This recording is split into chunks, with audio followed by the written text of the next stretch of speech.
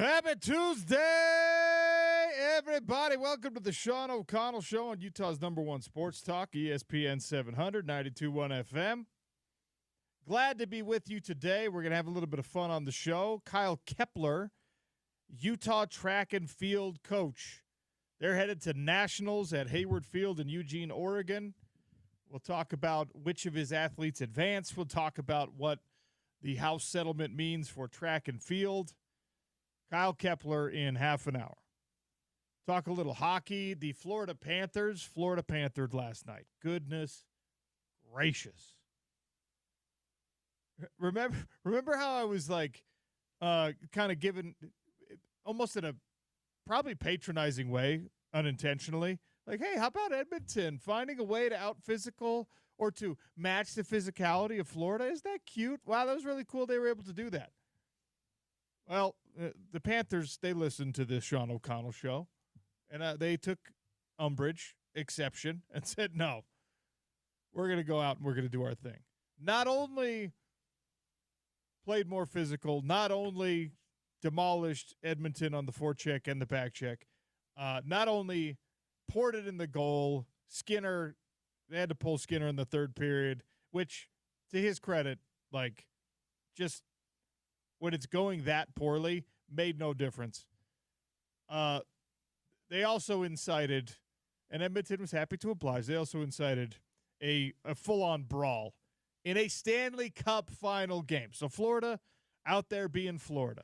It's a collection of Florida men, right? The wild headlines about somebody like getting bitten at a gas station that you always see from Florida. You just took that Florida, you distilled it down, you put it into hockey players, and you threw them out on the ice. That's what you saw last night. So Florida, wow. We'll get into that a little bit more. Gordy Chiesa is going to join us at noon today. He was gracious enough to bump it a half hour so we could talk with Kyle Kepler. And, we're going to talk with Belle Fraser about that Utah Mammoth NHL scouting combine presence. She just wrote a Tribune article about it. So there's just there's a lot to get into today. College football season is 82 days away. 81 days until college football season. 82 was yesterday. UCLA, 9 p.m. on Fox. Before you get there, though, the athletic department, the football team, everyone's got to make a decision, or more likely like dozens and dozens and dozens of little micro decisions on how you manage your roster heading into this season.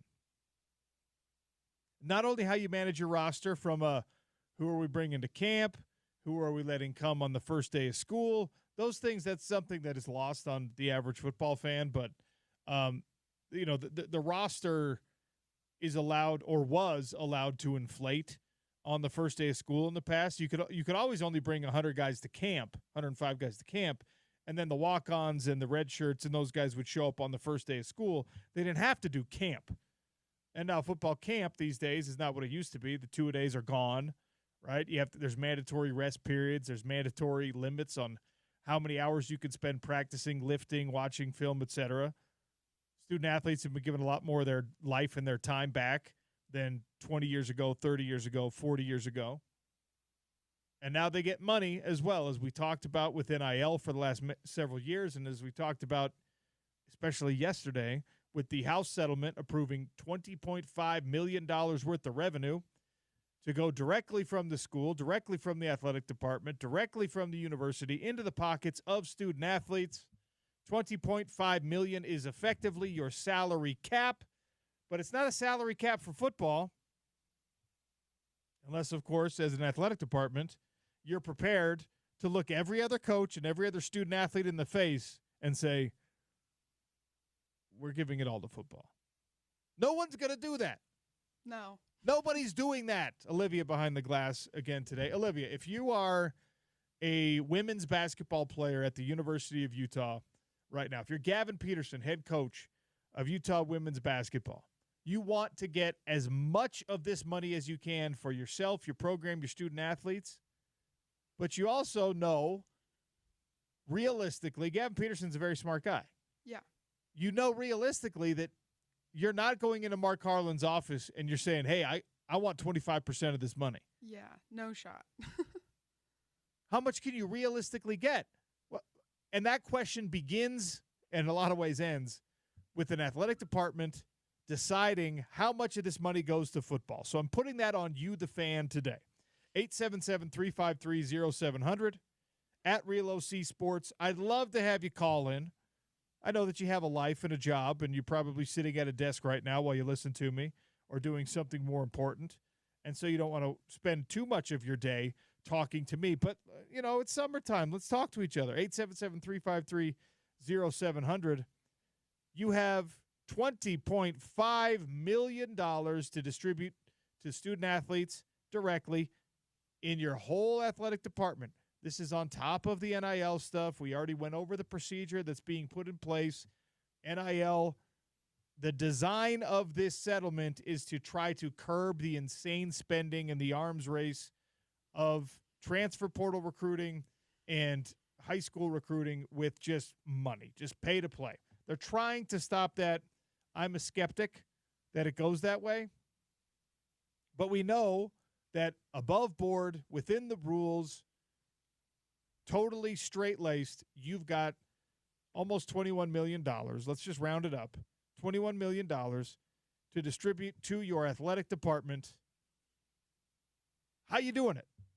Mark Harlan calls you, and he says, "Oh man, we're a football school now. We're really good at football. We've had some bad injury years, but we're really good at football. We got some good things going on right now. We've got these 2 tackles. They're not going anywhere.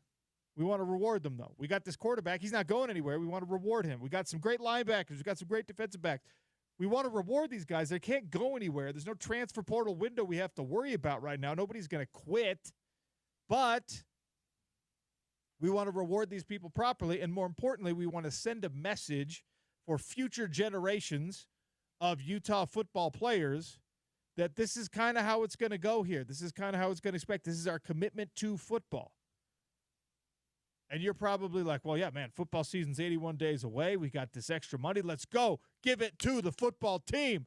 Let's go. Give it to Kyle. And then your Mark Harlan's like, whoa. Don't you want basketball to be good too? Well, yeah, of course I do. Aren't you excited about Alex Jensen coming home and rounding out his staff and establishing a new identity for this Utah basketball program? Don't you want him to stir the echoes of the glory days, the Majerus years? Can't we get him a sweater? And you're probably like, well, yeah, obviously I want that. Of course I want that. Don't you want to try to keep up with what BYU's doing in basketball, what Kansas has been doing for decades in basketball? And you're like, whoa, well, I want to have my cake and eat it too. I want Utah basketball to be great. I acknowledge how difficult it is going to be to keep up with that arms race. So I don't know. Well, we got to keep women's basketball in our thoughts. We have to keep the Red Rocks in our thoughts as well. Yes, there's multiple streams of revenue here, but again, are you going to send the message to your student athletes in those other sports, to the coaches who have other job opportunities at some point, like, hey, all of our money's going to football. Kyle Whittingham is the most powerful man on this campus, and he's getting 20 of this $21 million, 20 of this $20.5 million. I hate having to say $20.5 million. I'd rather say 21. It's like 2 extra words to say 0.5. I can't stand it. I don't know why that is, Olivia. Yeah, it's inconvenient for sure. And it just doesn't roll off the tongue. It doesn't. So what's the percentage you are giving? 877-353-0700. I put a Twitter poll up for the Ute fans out there. I also put one up for BYU. I want to see how it goes. What percentage of the revenue sharing money should be dedicated to Utah football? Keep in mind, women's basketball, men's basketball, Red Rocks, softball. Everyone is going to come and say, how much do we get? And the answer for plenty of those programs is going to be exactly 0. I can't give you anything. How much do you give? Right now, 35% of people say you give 80% to the football team. That's $16.4 million in this first year of the newly introduced pseudo salary cap. Again, this is separate from NIL, which now has a whole new adjudication system. You're giving $16.4 million of the $20.5 total to football. Okay. All right, now we have some numbers to work with. $16.4 million. Let's do a little on-air math, Olivia, which is always a really good radio, okay? For sure. $16.4 million. Don't pay attention on the YouTube stream that I'm actually typing this into a calculator. I should be able to do this just on a piece of paper or in my head. Okay. $16.4 million of this 20.5 total going to football in the 2025-2026 season, because guess what? You got to do it. You can start distributing payments as early as July 1st, potentially, right? That would be if you distributed it across your roster equitably. Everyone got the same amount of money, meaning your incoming, just barely brand new on scholarship, wet behind the ears, can't grow a mustache freshman. He's getting $156,000. Jeez. And so is your starting quarterback. Yeah. All right. Now, for the starting quarterback, that is not enough. No. For Spencer Fano, for Logan Fano, for that matter, for Caleb Lomu, for Smith Snowden, for Lander Barton, for Levani DeMooney, $156,000 is probably not enough. Yeah. I haven't seen a single rule that says every player on every roster gets to do it the same. So now we have a second layer of decision-making potentially that has to be on the coaches. All right, Kyle Whittingham, we've determined by fan vote that your $16.4 million allotment is 80% of our total budget on this revenue sharing, which, by the way, leaves you nothing to give to those other programs. Yeah, no. You're going to go to Alex Jensen now, and I know why. I'm not debating that this is the right thing to do. I'm not telling you you're wrong by giving me that answer, all the people who voted. But you're now going to go to Alex Jensen and just be like, well, we gave 80% to Coach Witt. And he goes, oh, okay, so I get the other 20%? No. Ooh. See, the thing is, we now have 20% that we got to divide between you and gymnastics and women's basketball. Okay, but it stops there, right? Well, we're thinking about softball getting a little bit. They had a decent run. Oh, my gosh. Well, Coach Kepler just took, 6 athletes to the national championships. You're telling us we should give him 0? Well, yeah, because you're only giving me 20%. No. I'm not giving you 20%. Yeah. Do you see how complicated this could potentially get? Because the guidelines put in place by the House settlement are you are allowed to pay this. Opt in or opt out. Every Power 4 school says, okay, we're opting in. You send that message to coaches, to athletes, whatever. We're opting in. You're getting paid. You can come here. It's going to be good. And it's like, okay, all right. Now you've got to make a decision. How much goes to football? All right. We decided in about 30 seconds on the show that 80% is the number. $16.4 million. Now you've got 105 guys on the team. Let's see how you split that up amongst the 105 guys. Yeah. Oh, let's see. Do you factor in how much they're making for NIL? Well, Devin Dampier, he's not getting as much NIL as you would think. So let's make up that gap and let's overpay him out of our allotment. Yeah. Do you tell the incoming freshman, I will give you no money until you prove to me that you're actually a good player here? That's probably the right thing to do. Yeah. You're already on scholarship. Maybe you already got a little spiff from the collective just to sign here. I'm not giving you any of this $16.4 million that the Sean O'Connell show decides is what football gets until you actually play for us. And then what does that guy do? Okay, thanks, coach. Yeah. Noted. And then as soon as the transfer portal window opens in the fall, in the winter. He gone. I mean, the decisions you have to make here are crazy. Here's it from 1624. 40% to football, 20% to basketball, 20% to women's basketball, 10% gymnastics. The other 10 goes to everyone else. That is as fair a distribution, as generous as a distribution as I think you will ever see somebody propose. 1624 says, make sure everybody gets a slice of the pie, which, by the way, was the point of the settlement, for all the student athletes to get something. Okay? All right. I have not seen a rule that says you have to give at least 10% of this or 1% of this or any percent of this to your swim team.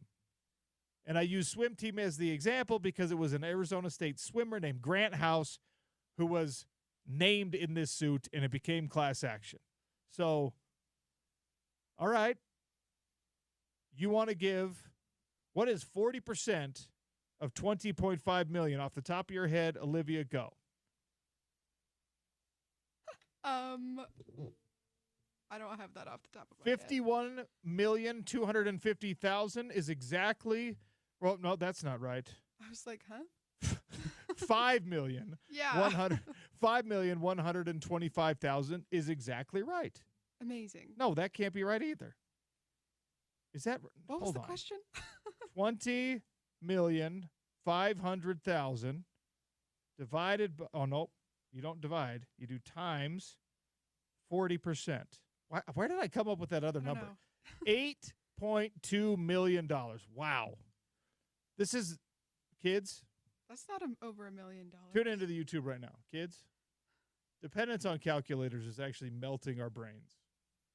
The fact that I threw out a huge number larger than the original sum, that was because crazy. That's what my calculator said to me, is me surrendering my actual intuitive knowledge to technology, and I'm very embarrassed by that. Stay in school, kids. Mea culpa to all of you out there listening.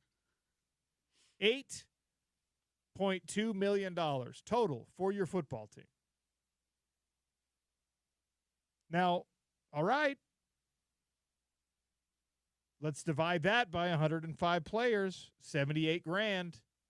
But that's if you give an equal share to every player. You're probably not doing that. Probably shouldn't. So let's say how many? Okay, let's say that you give it $8.2 million equitably. Everyone gets a fair share, but you got to be a starter or a high-quality rotational player. Your starters have to include your punter and your long snapper and your kicker. You got 11 on offense, 11 on defense. But realistically, when you're altering your offensive packages to start a game based on the script, or, you know, let's say that instead of playing your base defense, which is effectively a 4-2-5 now, let's say that you're up against an Oklahoma State type team, so now you got to have a stud backer in there. So you don't really have 22 starters. You really have 28 or 30 starters, okay? So let's divide that $8.2 million by 30 starters, just to give us a round figure. Now we're talking $273,000 per player. All right. Yeah. Now how do you what if you get injured and now the backup guy that wasn't previously included in that now is included in that? Does now he get starter money because an injury made him a starter? And do you punish the starter who got injured by not giving him revenue share money? Ooh. This is why football teams have GMs now. Yeah. And by the way, the GM role, which became a reality like 4 years ago, never had this as part of it before. Now it does. Before, they were helping to figure out what needed to replace outgoing transfers, seeking the best incoming transfers, and yes, factoring in the NIL requirements in order to get those guys. And now they have extra money. More money, more problems. Exactly. Take it all the way back to one of the great all-time rappers. More money, more problems. Yeah. Okay? It's true. You have more questions that you need to answer. 1624, following up, the teams have earned it and deserve their cut. Okay. Have they? let me play devil's advocate here. 1624 is, I think, one of the more avid listeners to the show, interacts with us very frequently. Take the average of you and your 10 most loyal Utah sports fans, okay? I'm talking about the people who love Utah athletics. Love it. How much track and field did you watch this year? How much swimming did you watch? How much softball did you watch? Yeah. How much gymnastics did you watch? For some people, it's going to be like, I missed it. I missed nothing. I watched every meet for the Red Rocks. I saw a good half of the softball season. For some big-time Utah sports fans, I mean big time, the answer is going to be, well, I watched all the football games, and I watched half of the basketball games. Yeah. And I watched a quarter of the women's basketball games. Or you might flip that because women's basketball has been a lot better than men's basketball. Yeah. You might say, I watched half the women's basketball season, or maybe even the whole thing, and I watched half the men's basketball season. Okay, but what about diving? What about lacrosse? I don't watch any of that. Yeah. Why not? I thought you're a hardcore, like the earned it thing, and I'm saying this to be devil's advocate to the listeners out there. The earned it thing is by itself a subjective term. Well, that person earned it. Did they earn it? What do you mean they earned it? They earned athletic department revenue? No, they didn't. They didn't generate any. Yeah. They didn't earn anything. No. That's so tough to say to somebody who's put blood, sweat, tears, dedication, discipline into being a classy, successful representative of your beloved university. Hey, we're not talking about gold stars. We're talking about dollars and cents. We are talking about revenue. How much revenue did you generate? Here's why I feel comfortable even broaching this subject. Because, look, I was on a Utah football team, all right? Now, I wasn't a scholarship player, so it changes the calculus a little bit. I worked my ass off to be on that Utah football team. Just to be, like, player number 105 out of 105. Yeah. I worked my behind off, okay? Yeah. I sacrificed a lot. I'm not asking anyone to play a violin for me. I made the choice. I was happy with making the choice until I wasn't. I worked at a bar until 2 or 3 in the morning, and then I showed up for the 6 a.m. lift the next day. Yeah. For the entirety of a year, I got an average of, like, I don't know, like, I probably sacrificed an average of 30 hours of sleep every week based, like, compared to my peers. Yeah. And you know what? It was worth it for me because I wanted to be part of something bigger. College football was my lifelong dream as a young person, so it was worth it to me.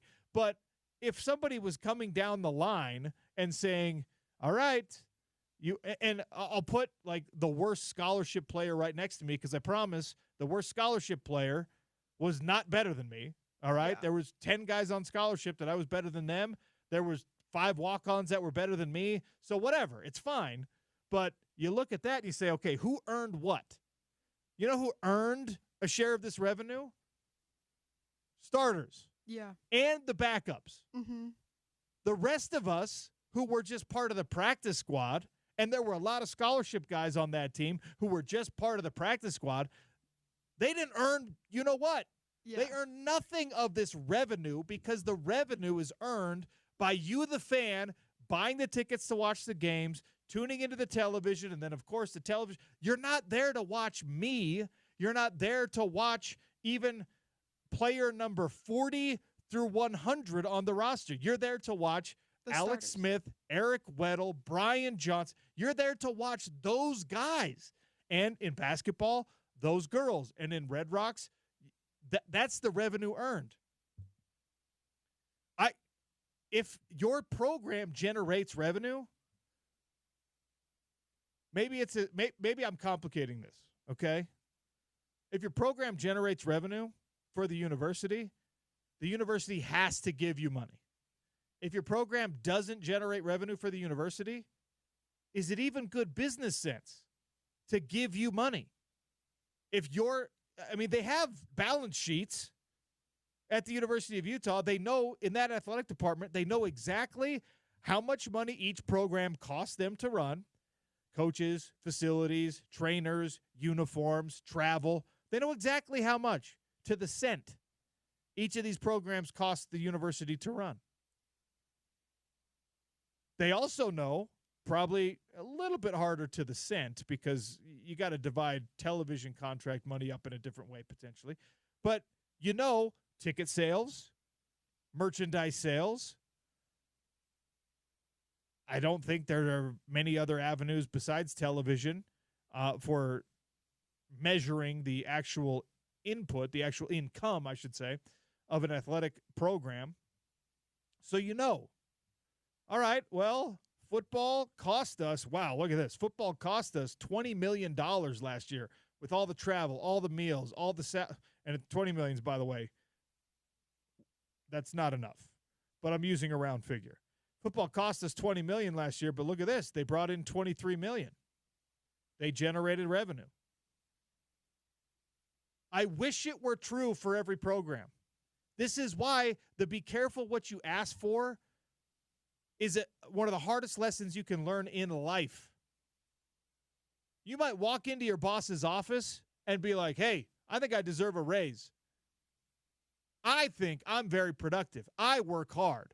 I think I'm a huge asset to this company. And your boss might be like, you know what, let me take a look at that. And then they go and they do that audit. Their conclusion might be different than yours. Your boss might say, guess what? I looked this up, and you're actually not even covering your own salary with your production. I figured out, because you told me how good you were doing, I figured out that I could actually replace you with AI, and it will cost me 1/100th of what you cost me. So thank you for your service. Goodbye. Yeah. Right?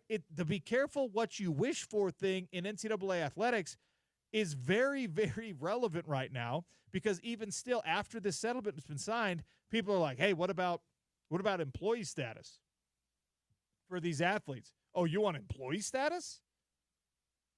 All right. You want I can hire you and fire you whenever I want status? Okay. You think it's a mess now? Jeez. So look, I appreciate immensely the feedback on your ideas for what the percentage should be. Even as we come up with that answer, it then leads to more and more questions. Eventually, you string it out long enough, you're gonna check most of the boxes, you're gonna get enough answers, and then something's gonna change.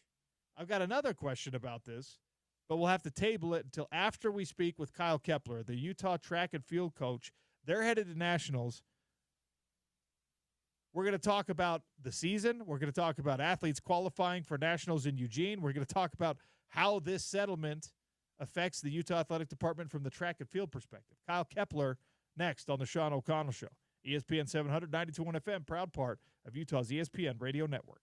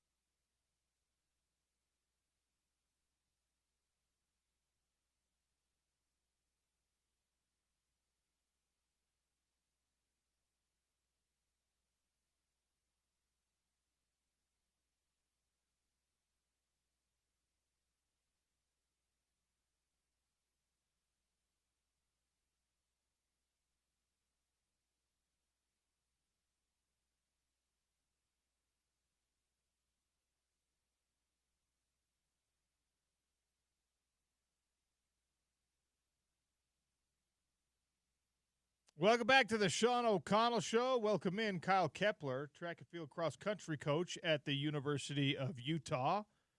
Coach, welcome back to the show. How are you? Sean, great. Thanks for the Guns N' Roses intro. You must know my age. I don't know if we're the same age, but I love me some Guns N' Roses. Have you seen GNR in concert, Coach? I have not. I've seen Van Halen, but I've never seen GNR. I don't know if you could call it the real Guns N' Roses, because I think when I saw them, there was no Slash. I think it was just Axl and a backup band of journeymen. But still, the song catalog is there, and every once in a while the voice still sounds good. So worth it if you can make it happen. In any case, we didn't bring you on to talk music. Are you in Eugene yet? No, you just missed you're listening live to the send-off. The athletes just got a send-off from our athletic staff. We do that. It's an awesome tradition we do here when teams go off to the NCAA championships. A lot of the athletic staff will come out and send them off curbside. So they're headed out, and I'll be joining them soon. Okay. Give me a sense of the pressure, the nerves. We're still a couple days away from actual competition, and what the conversation is like with your athletes headed to, for most of them, I think for all of them, one of, if not the biggest meets of their life. Yeah, I think, for several of them, they've been in these situations before. Morgan and McKaylee with our NCAA cross-country championship teams, and certainly on the sprint side, Emily was part of our indoor All-American distance medley relay team. So some of these guys have experience in these positions, and for those that don't, it's really about just trying to, do what they do on a daily basis and not get too caught up into it. Because once you get there, you're just going to focus on what we do and making sure, like in the relays, standpoint, they get to stick around and they have great team chemistry, and they just got to trust in what they've done every day and throughout the season. And those the 10K gals, they got 25 laps to think about it. So to move it forward, and in Morgan's case, it's her third 10,000 meter race in 5 weeks. So. It's just been a great journey for her, and for McKaylee, her first championship experience for both those guys on the outdoor circuit. So that'll be interesting. But yeah, as far as what we do, we try not to change things too much. They've been practicing at similar times, and just kind of what we've been doing. Let's talk about your sprinters. 4x1 relay team for the first time in program history, off to an NCAA championship. The best qualifying time Utes have seen. Megan Rose, Emily Martin, Bailey Cal, Makia, Chelsea Amoa. Coach, what are we expecting in Eugene?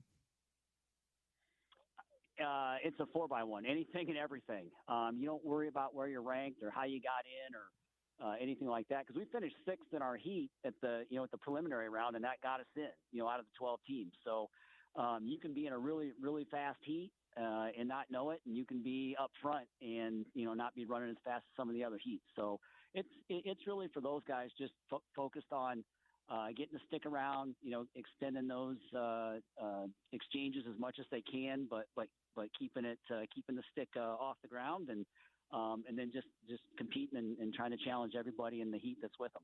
Who are the favorites this year in that event? Is it like every other year where you've got your powerhouse programs? You got your LSUs, your Texas A&Ms, your Oregons that are overly represented in the track and field world, or is along with Utah, are there some surprise qualifiers in this 4x1? It's kind of what you'd think. It's the LSUs and the Florida schools, and the UCLA and USC are always really good in that event. We finished right behind Oregon, so we'll be trying to aim to beat those guys. But it's the Southern Sprint humidity schools for the most part. Kyle Kepler, cross-country track and field coach at the University of Utah, my guest here on the Sean O'Connell Show ahead of a trip to the NCAA championships at Hayward Field in Oregon. I was reading an article that said a reimagined Hayward Field. Have they made changes on a relatively new stadium, or was that just colorful use of language by the by whoever wrote that article? That wasn't colorful. That was it was pre-pandemic, so it was probably somewhere in the mid-teens. I can't remember the exact year, but we finished the meet. I think this was in like 17 or 18. We finished the meet on a Saturday, and when I got up to go on my run on Sunday morning before we flew home, they had a wrecking ball to the old stadium already going. So with the backing of Uncle Phil, they spent about $260 million and redid the stadium not quite a decade ago now. Okay, so but it hasn't been reimagined since like last year, right? I mean, they haven't made anything crazy yet? No. Okay. No, exactly like it was last year. Yep. Okay. All right. I was confused. But yeah, it's a gem of a facility. They do Olympic trials up there because it is like the premier. Is it safe to say the premier track and field facility in the country now? Absolutely. Yeah, absolutely.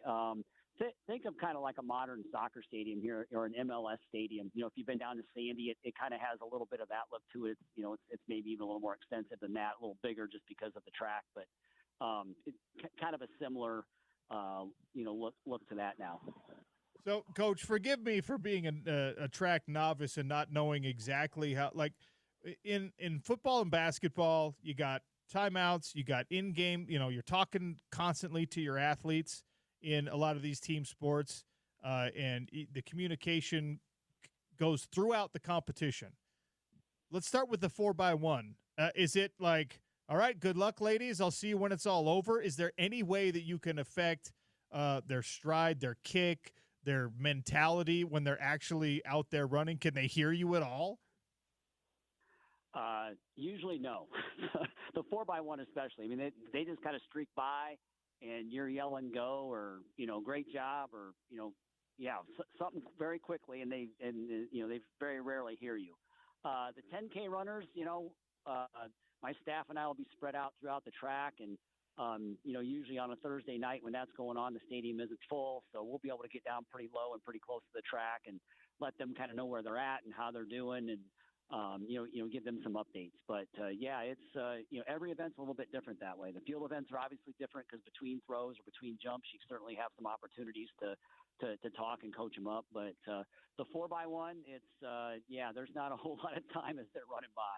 So what suits your coaching style better, do you think, where you got to have banked all of your influence before the event happens, or maybe I can help out while it's actually going on? Oh man, that's a great question. I don't think anybody's ever asked me that before, quite honestly. I think it's kind of by event. I mean, I think in the 4x1's case, you just got to remind them to trust what they've done and go out there and run hard and give it their best effort and just focus on the things that they know how to do. In the 10K kids, the 5K kids, obviously you can have a little bit more of an effect lap by lap and helping them go where they go. And then maybe there's the in-between of maybe I just need to stay out of it and, I'm only going to make them more nervous. So I'll just kind of stand off to the side and let my assistants do most of that. So 3 times now you've had athletes qualify for the national championships as a pair in an event. McKaylee Caesar, Morgan Jensen this year in the 10K. That's who we're talking about with the 10K gals. Emily Venters from Florida. And that was not too long ago. Amanda Fate, shout out to my fellow beat digger from Jordan High School, Amanda Fate. Chelsea Shepard from 2007. When you've got athletes that I imagine are competing, pushing each other constantly, in practice at every single meet, it's probably one of those best friends but also best rivals kind of a situation. The influence that these two have had on one another in the success this year. Yeah, I think it's it's been instrumental. I mean, we've had those guys around. Well, Morgan, she's a 5th year, Alta High School, so right down the street. Another probably rival, in terms of Jordan. That was our rival back in the day. Yeah. Yeah, exactly. So and then McKaylee's from California. She via the transfer portal on almost like 2 days before school started a few years back, and so together they've grown, in the back half of their careers in this program and done a great job of just being there for each other. And, it's like anything, you go through this student athlete experience over the course of 4 or 5 years, and you have a lot of ups, and you might have a downer once in a while, but they've just been awesome together. And obviously that last race they had to qualify. They had to take some risk and strategy, but it paid off when the heat, kind of suffocated a handful of kids, and they were able to come across the line together and really enjoy that run together and the qualification together. So they've just been training great all season together and really enjoy, that process of it. And, like you said, they just kind of feed off each other. And, when the time comes, I don't think they really care who beats one another. It's just trying to have the best races they can on that given day. And they've certainly been able to do that, throughout their time together here at Utah. So last Friday, Coach, we had a huge and momentous decision pushed all the way through and made official with House versus NCAA settlement, $2.8 billion in damages being paid to previous student athletes. And, of course, now the university will pay $20.5 million this year in the 2025-2026 cycle directly to athletes. We know the NIL thing's been going on for years. The transfer portal's been going on for years. Now we add one more layer to the onion where the university's got to decide how to distribute these funds. What is this going to do for track and field around the country, and more specifically for Utah track and field? Again, another really interesting question. It's really hard to know right now. And I'm not trying to, I feel like I'm kind of pushing your question to the side. It's just that it's so new. They decided so late. We all thought, April 7th or thereabouts was going to be decision day, and it's gotten pushed off till literally last Friday. So I think, all the athletic directors and presidents, and including our own great Mark Harlan and our President Randall, I think they're all like pulling out, okay, we've had all these plans, different options, different things. Now we can finally pull the one out of the drawer that makes sense for us. And I think we're all still kind of waiting and learning, together, because it's happened so quickly and been thrust upon us. And now it's go, literally NIL go, so to speak. And certainly we're all hoping that it helps us in a variety of ways, puts more dollars and cents in kids' pockets. But we're not so naive to realize we're not a revenue producing sport here at the university, and track maybe only is in a handful of places in the entire country. So we realize that barring Title IX comes into play or something that forces equal distribution, that it's going to have to be something really special for us to probably see some of those dollars in the non-revenue sports, and that's okay. Our kids can still receive NLI funding.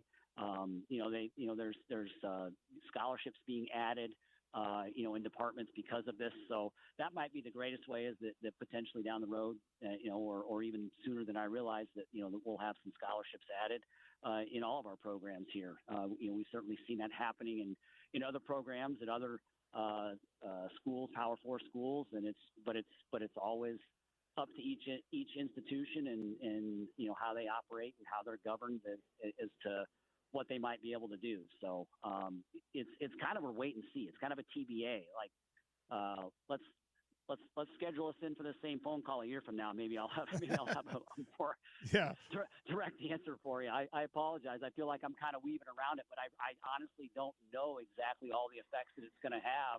Hopefully they're all positive, and I know there's some people that think it might be negative on the Olympic sport side of things because of the cost reductions and different things. But I also think it could be a huge positive depending on the kind of support that people are able to receive and where this whole thing goes. Well, that was going to be my next question, because, track and field is a great sport, but a non-revenue sport, like you said. And there are some schools that have kind of already made it clear, like, you know what, this is going to hurt. We're going to have to cut something in swim, or we're going to have to do something different here.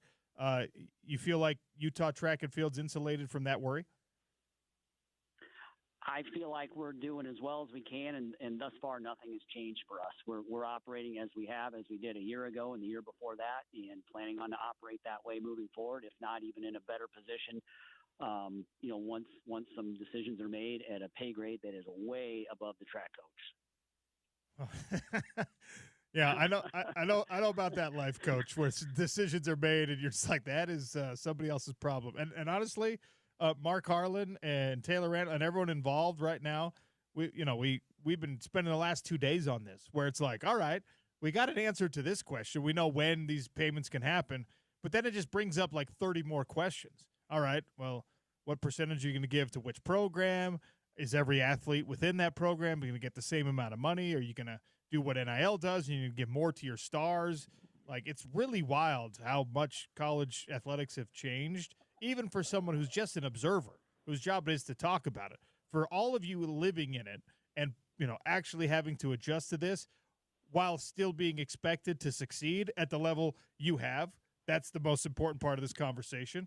6 athletes qualifying for nationals. Coach, it's a wild time. Oh, it's unbelievable. It's crazy, and like you said, it affects everybody differently. And so far for us, it's been a positive, I think, in all ways. And we just want to say thanks to all the folks who out there support Utah athletics at the highest levels and even at the smallest levels. We appreciate it all, and our kids appreciate it. I know that.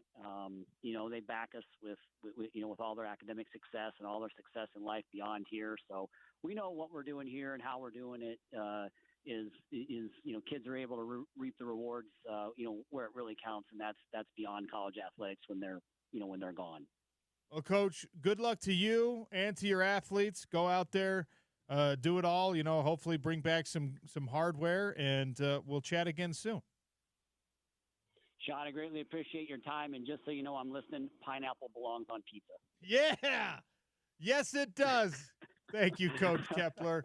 A cosign from a man who is clearly very wise and intelligent. Kyle Kepler, the head coach of Utah track and field and cross country. 6 athletes qualifying for nationals, including a 4x1 relay team. Utah has not exactly been a powerhouse in that event. This is the first time we've had a 4x1 team qualify for the national championship. Megan Rose, Emily Martin, Bailey Keala-Makia, Chelsea Amoa. Good luck to them. McKaylee Caesar, Morgan Jensen. Those are the 10K gals. They both qualified for nationals, securing a top 10 finish. They crossed the finish line side by side at the qualifiers, by the way. And off to Eugene. We just missed the send-off, as he said. So good luck. Go Utes to those track and field athletes. And big thanks to Coach for joining us and giving us some perspective. And look, I wasn't trying to paint Coach into a corner there. I really wasn't, because I appreciate his time. But the idea that, like, all right, well, we knew this was coming, but we still aren't 100% clear on what it means. That's not just some Yahoo idiot radio host who feels that way. That's somebody who's in the department. Just like, yeah, we'll see. And that's the correct approach to take, by the way.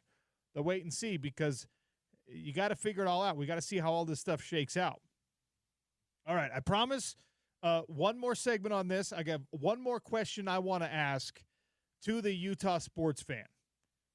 It's important when you're making decisions on how to distribute these funds. Are you trying to keep your strong program strong, or are you trying to elevate your programs that need help with this money? Let's flesh that out next on the Sean O'Connell Show. It's Utah #1 Sports Talk, ESPN 700.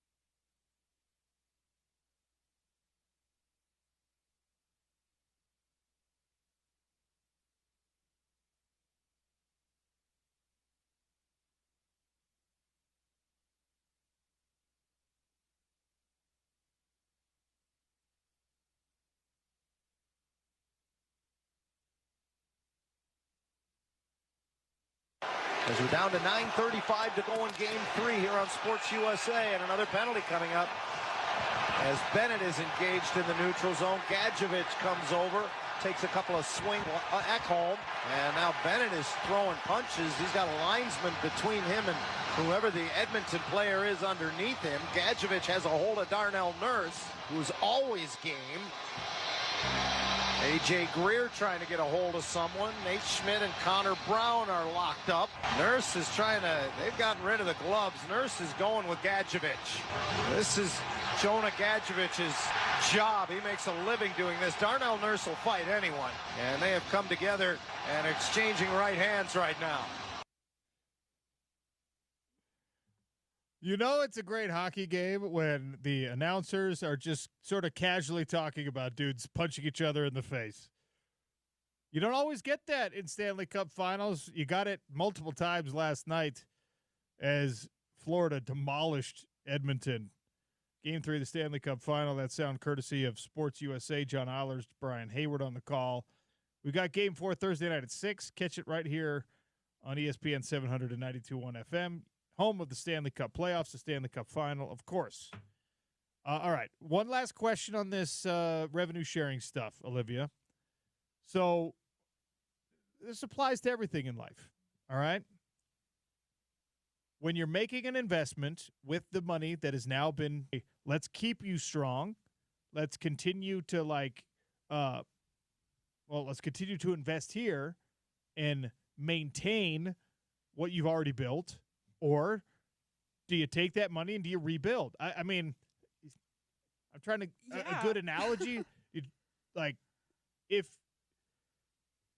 your kitchen at home is like already remodeled and looks great, are you going to just be like, okay, we'll pay attention to this and we'll ignore the bathroom that is collapsing and needs new tile in the shower and needs new grout and the toilet's leaking? Yeah, but then what's the incentive for the kitchen to stay good? Well, other than being good. That's a great question, right? Like, so if you're Utah football, look, I am not going to tell you that it's time to panic with Utah football. Like, Utah football is good. You have great coach in place. You have a succession plan when he leaves. You have quality players on this roster.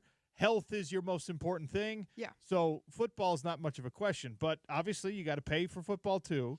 So are you like, all right, and this is probably a bigger question for BYU than it is for Utah. Yeah. Because BYU basketball is now all of a sudden nationally relevant in a way that BYU football hopes to continue to be. They reemerged last year as a nationally relevant program. Yeah. After a long drought of being, an independent and not great and all that kind of stuff. So do you say, all right, well, football, we got to stay here. So let's give all this extra money to football. Then basketball's like, whoa. Like, you probably don't have to make the same kind of decision there because basketball is going to continue to get money as long as the clearinghouse allows it, as long as NIL Go allows it from Ryan Smith and Danny Ainge and whoever else is pouring money into that program.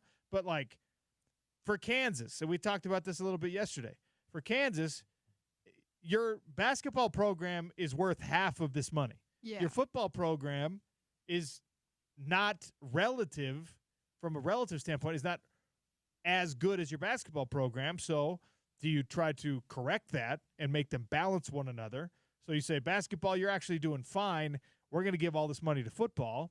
Or do you say, basketball, you're great and we need you to stay great. And the way to stay great is to continue to invest in you. I mean, Kansas is one of the few places in the country where the basketball coach makes more than the football coach does. Yeah.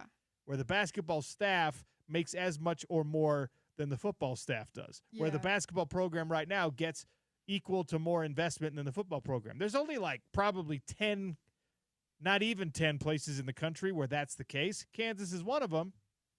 Utah has to kind of decide. Do you try to make your bad programs good, or do you try to keep your good programs good when you're deciding how to distribute this money? Another question I just put up at Real OC Sports.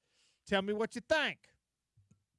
Maybe Gordy will be able to solve this for us. College sports are not necessarily his thing, but he does love him some college basketball, and so we'll discuss it all with Gordy Chiesa. We'll stay focused mostly, though, on the NBA Finals. OKC demolished Indiana in Game 2.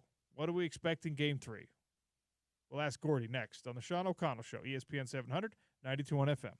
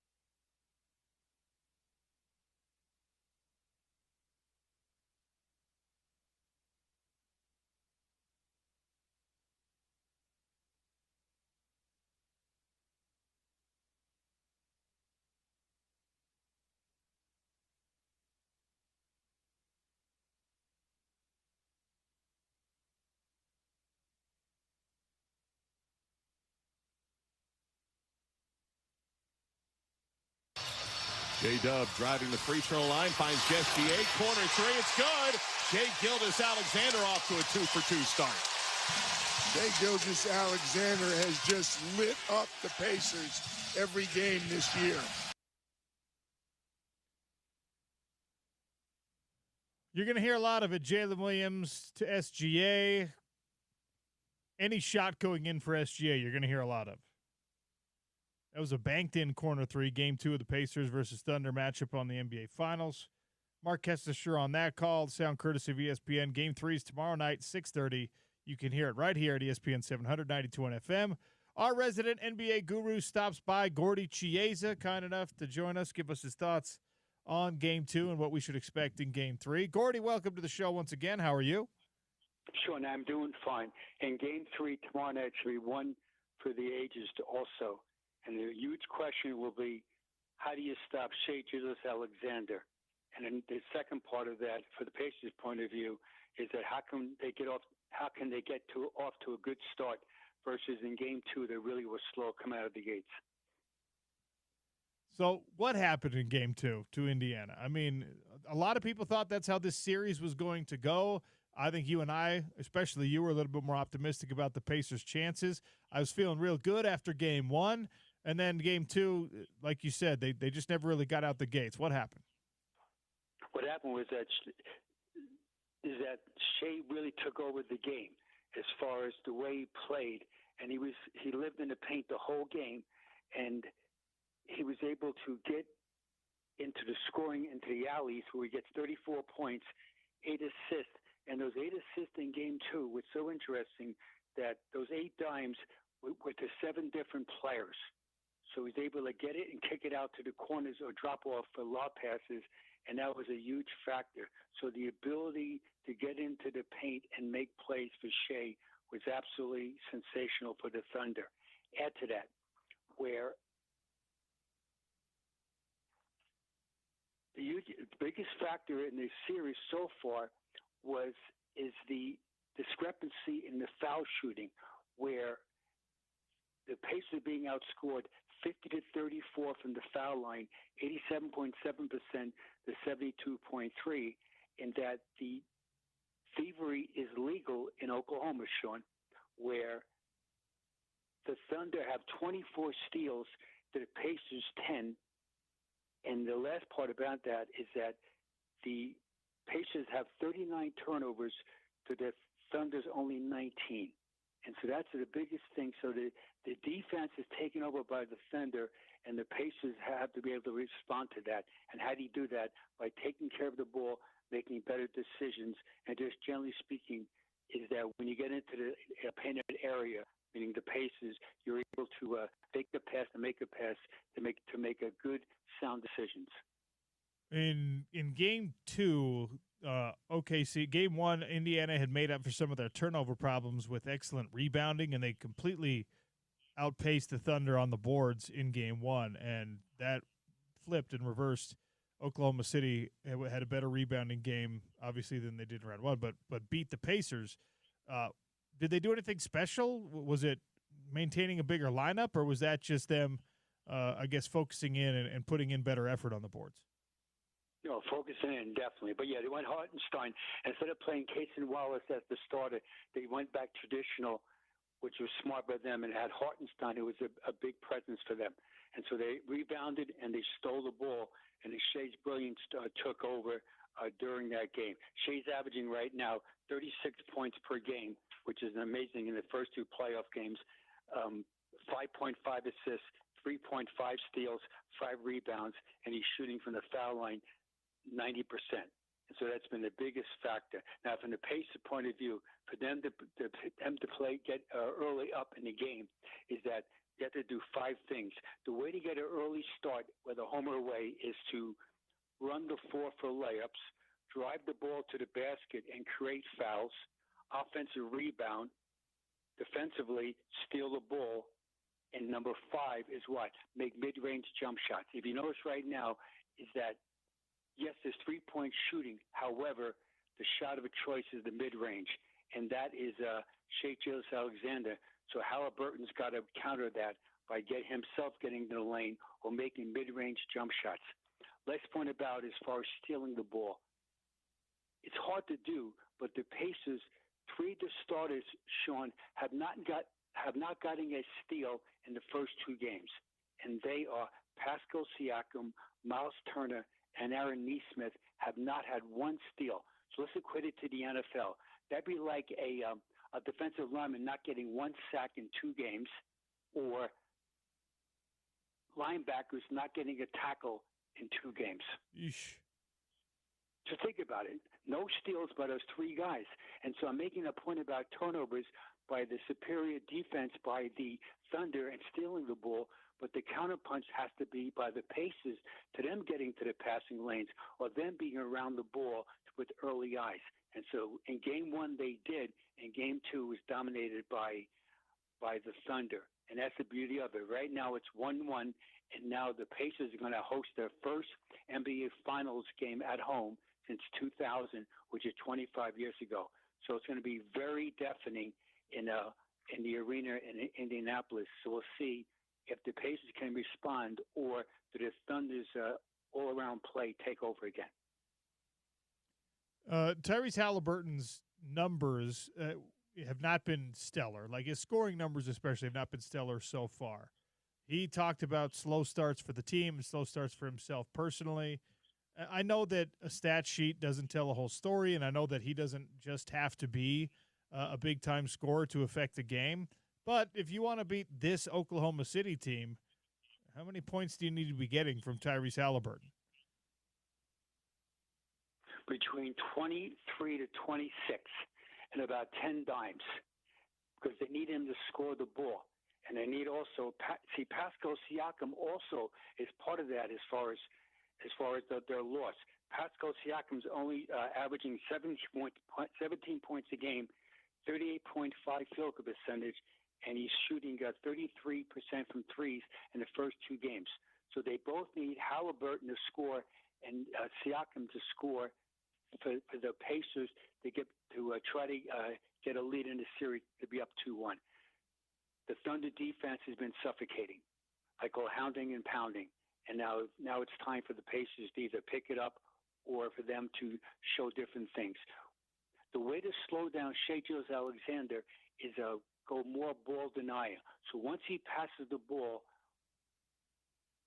that the defensive player on him, so we should be either Andrew Nembhard or Ben Shepherd or Aaron Nesmith or T.J. McConnell or Halliburton.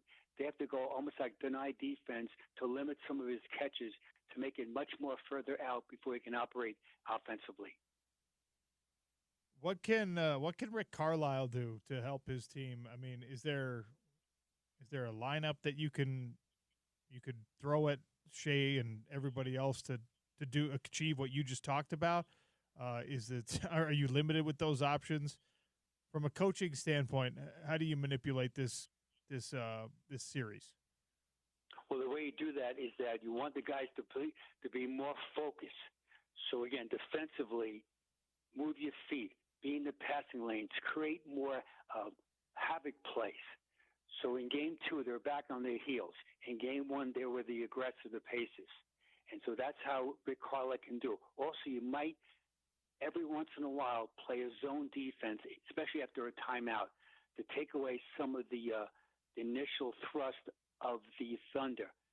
By playing zone defense, some of the time, it takes the Thunder out of pick-and-roll situations, and it will limit somewhat Shai Gilgeous-Alexander's brilliance of getting in the lane. I call him, he's a headache penetrator because he puts so much migraine situations on the defense as far as when he gets in the lane. Only for the Thunder's point of view, only good things happen.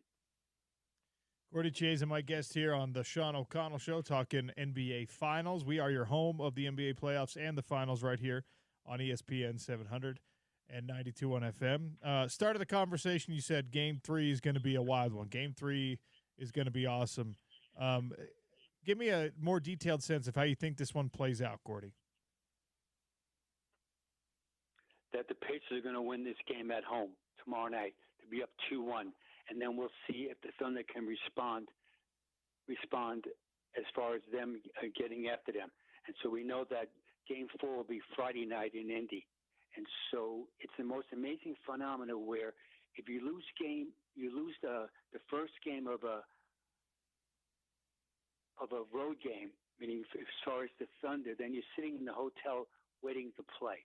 And so I mentioned the other day in the studio where the Pacers responded in game one and they won, and then the Thunder responded, and I expect the Pacers to come out of the gate very, very quickly, play intense defense, and Halliburton respond to the critics right now and be able to play a really solid all-around game and all his trusted sidekicks. So they need more. I mentioned earlier out of Pascal Siakam, they need more out of Obi Toppin. They need more out of T.J. McConnell. They need more out of Nembhard to shoot the ball and just generally speaking make havoc plays. And a Miles Turner and those guys and Toppin, they have to go to the boards with vengeance to try to counterpunch the Thunder really aggressiveness on the boards. All right, looking around the rest of the NBA, the Cavs got bad news. Garland's going to be out for 4 or 5 months with a surgery. How big of an issue is that for Cleveland? Oh, it's an issue, absolutely. And also they try to trade him. So now it becomes even more dramatic where, we're not trying to trade you. Maybe, yes, we are. No, we're not. And so they're going back and forth, and now he gets hurt. And so Sean's alluding to right now with he had a left toe surgery. He'll be out probably until, I'm guessing, Sean, October 25th, November 1st, November 3rd of next year. So he'll be a hard guy to trade if he's injured because they want to see if his left big toe, what it's like. And so it affects them right now. So now with him being a starter, he's played well. With Donovan Mitchell, that's their backcourt. So it will affect them as far as playing model, but also it'll be much difficult to try to trade him now. And we know right now that these trades will be coming through. The NBA draft for the listeners is going to be on Wednesday, June 25th. But usually speaking, that the Monday before the draft, which is Wednesday, that's when it gets heated up as far as trade talks. And so there's also trades during the draft, which is absolutely critical. But that Monday starts really the most teams talking earnest about trading. So in Jazz basketball, so suddenly do you try to trade Larry Markkinen before then or during the draft, or Jordan Clarkson? And we know right now with John Collins, it will be a signing trade after he commits by June 30th. So it's going to be an interesting time for the Jazz basketball too, as far as trading. Gordy will be part of our NBA draft special here on ESPN 700 with Smitty and Spence Checketts, as we'll have full coverage of the NBA draft and, of course, Utah Jazz with the number 5 pick. We'll get to that conversation here in just a second. What kind of timeline should we be looking for with the open job, with the big open job, with the New York Knicks head coaching vacancy? I've seen like 5 different names associated, and now they're saying Jay Wright, the former Villanova coach, will not be in the mix for that job. But what kind of timeline before they get a hire done? After the draft. So if you're the Knickerbockers, you want during free agency that the potential people they're trying to sign, they want to know who the head coach is going to be. So it will be before the draft. It's unlikely, I word that. It will be before the draft. It will be between the draft and free agency, which we know starts in earnest in July. And so that's what it be, that the Knickerbockers want to hire Jason Kidd, the head coach of the Mavericks, under contract for 2 more years. And so now the question is, will the Knicks get permission to talk to him, or will the Mavericks deny it? And then to the Knicks, then who they go to second choice? And so they're staring at other people, possibly Johnny Bryant, former Ute standout, who's a former Knickerbocker associate head coach under Tom Thibodeau, now works with the Cleveland Cavaliers, who's worthy of a chance to be a head coach in the NBA. Or do you go outside the box, maybe like someone like Sam Cassell could be out there also, which would be a good choice also as far as an assistant? Or do you go with someone else say Jeff Van Gundy or Mark Jackson, both former head coaches in the NBA who worked on ESPN for all those years as a duo, and those guys all should be in play in case they can't get Jason Kidd. All right, I'm asking you this question because there's a reason. There's a headline about with the Atlanta Hawks making some front office moves, and I don't know if you know Bryson Graham. I don't know if you know Peter Dinwiddie. You know everyone in basketball, so you probably do. But we'll start there. Do you know these guys? What do you know about these guys? I have a bigger question about Atlanta here, but do you know either of these guys? Yeah, I do. Absolutely. They're both around for a long, long time. They're both proven as far as talent evaluators. And remember, the draft is how you really earn your spurs, literally speaking, as far as drafting. And so both these guys are around for a long time, and they're well positioned to a good job with the Atlanta Hawks. The Hawks, we know, are right there in the middle. Sometimes they finish 8, 9, and 10, so they've got to try to deal with Trae Young. So Trae Young is eligible for a contract extension. And so it's a tough dilemma where we know he's an unbelievable talented player, but it seems to me there's something missing as far as his personality and as far as leadership, even though he's a tremendous talent. And so do you give him the extension for 4 more years at roughly, we'll say, $50 million a year and extending out, or do you try to trade him to a team that wants his services and almost get a do-over in his career?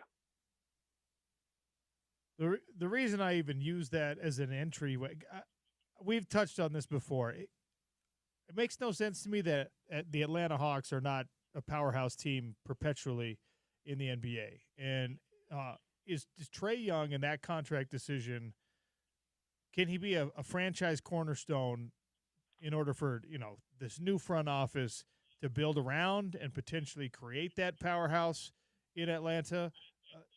I'm absolutely perplexed as to why that city, which is great and is a mecca for black culture, why it is not an NBA destination for free agents. It should be, but it's not. A lot of it's right now is because of mismanagement as far as the draft picks over the years, some of the free agents, and then keeping, I call, stop, go, pause, stop, go. What's the philosophy? What are we trying to do here? Are we building for the future, or we want to get a quicker fix? So they've tried both recently, within the last 5 years, and it hasn't worked out. Last year they finished at 40 and 42, which was the 8th seed, and then they lost in the play-in tournament. And so they've got to try to go one direction, and with these new people being there, we'll know very shortly what they're going to try to do. I'm sure they're going to try to build through the draft, and then think about what they want to do with Trae Young and what value he has. And if they do try to trade him, what can they get back for him? And almost like start their new process with the new people as far as in charge. Top dilemma for all these teams is that they want to be good in the present tense, but also they want to build for the future. And you can see in the NBA, in the playoffs, what it takes to win. You need a total effort by the majority of the players and the key guys, the guys that get paid a whole bunch of money. They have to be two-way performers. And that makes both the Pacers and the Thunder, that's why they're good. Because Shai Gilgeous-Alexander plays defense, and so does Halliburton of the Pacers, and so does Siakam, and so does Chet Holmgren. All these guys we're talking about, they're two-way performers, and that's why these teams are in the finals. All right, Gordy, what's the list today? All right, list today is the most career NBA final games by a player. Just a finals game. So let's put it in context.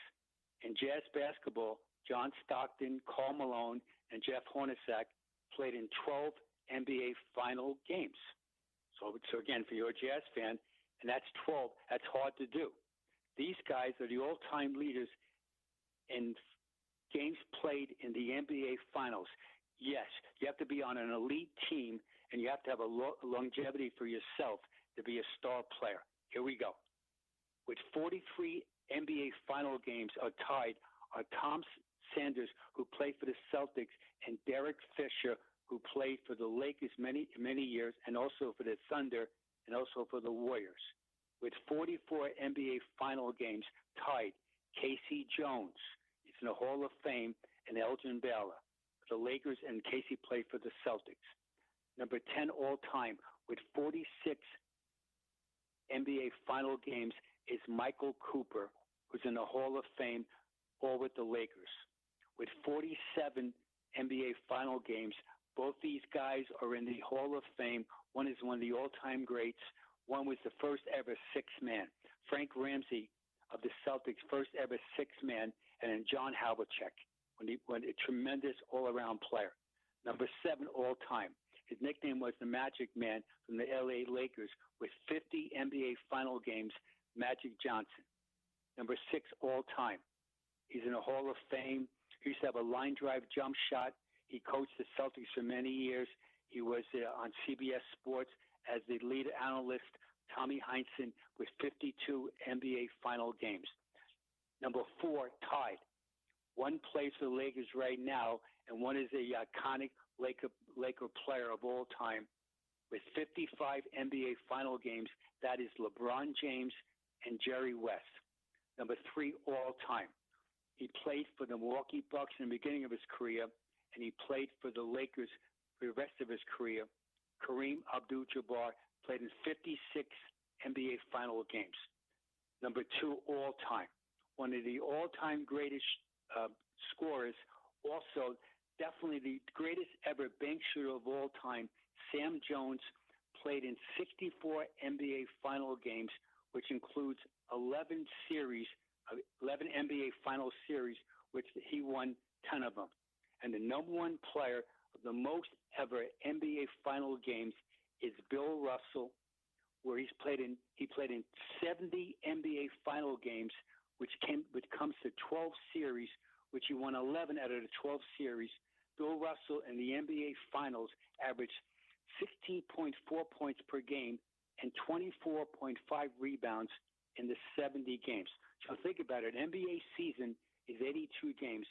Bill Russell played in 70 NBA final games. We're not talking playoff games, just final games. And that's how great he was. Quickly. What about recently? What about Kobe Bryant? He played in 37 NBA final games. What about Stephen Curry? He played in 34. What about Tim Duncan? He played in 34 NBA final games. So it's really an elite group of people to get to the finals. It's an unbelievable task to get there, and to last that long is incredible. Thus, that's my list of today. All right, Gordy, before I let you go, I got to ask you one more question. We're having this conversation about the House settlement and the money now that universities can distribute to their football teams, basketball teams, softball teams, whatever. I'm putting you in charge of an athletic department, and I'm going to, you're in charge of Kansas, okay? Kansas is trying to be good in football, and they already are great in basketball. They're basketball blue blood. Now they get this $20 million that they can divide up however they see fit. Do you spend a lot of money on basketball so that they stay great, or do you spend money on football to try and get football to close the gap and win Big 12 championships? How would you make that decision? I'd go with football. Yeah, football. Because football is even the most common denominator, and it brings more alumni into the group. So I lean towards football. All right. Gordy's now the Kansas athletic director. Breaking news right here on the Sean O'Connell Show, by the way. Well, I thank you. I have my new job then. Thank you. Gordy, you're the man. It'll be Scott on Thursday, but I'll talk to you soon, okay? Thanks, Sean. Peace out. Stay well. Travel safe. That's Gordy Chiesa, longtime assistant coach in NBA basketball, an absolute font of knowledge on all things hoop. Great stuff from him, and that's always the case. That's why we have him on twice a week.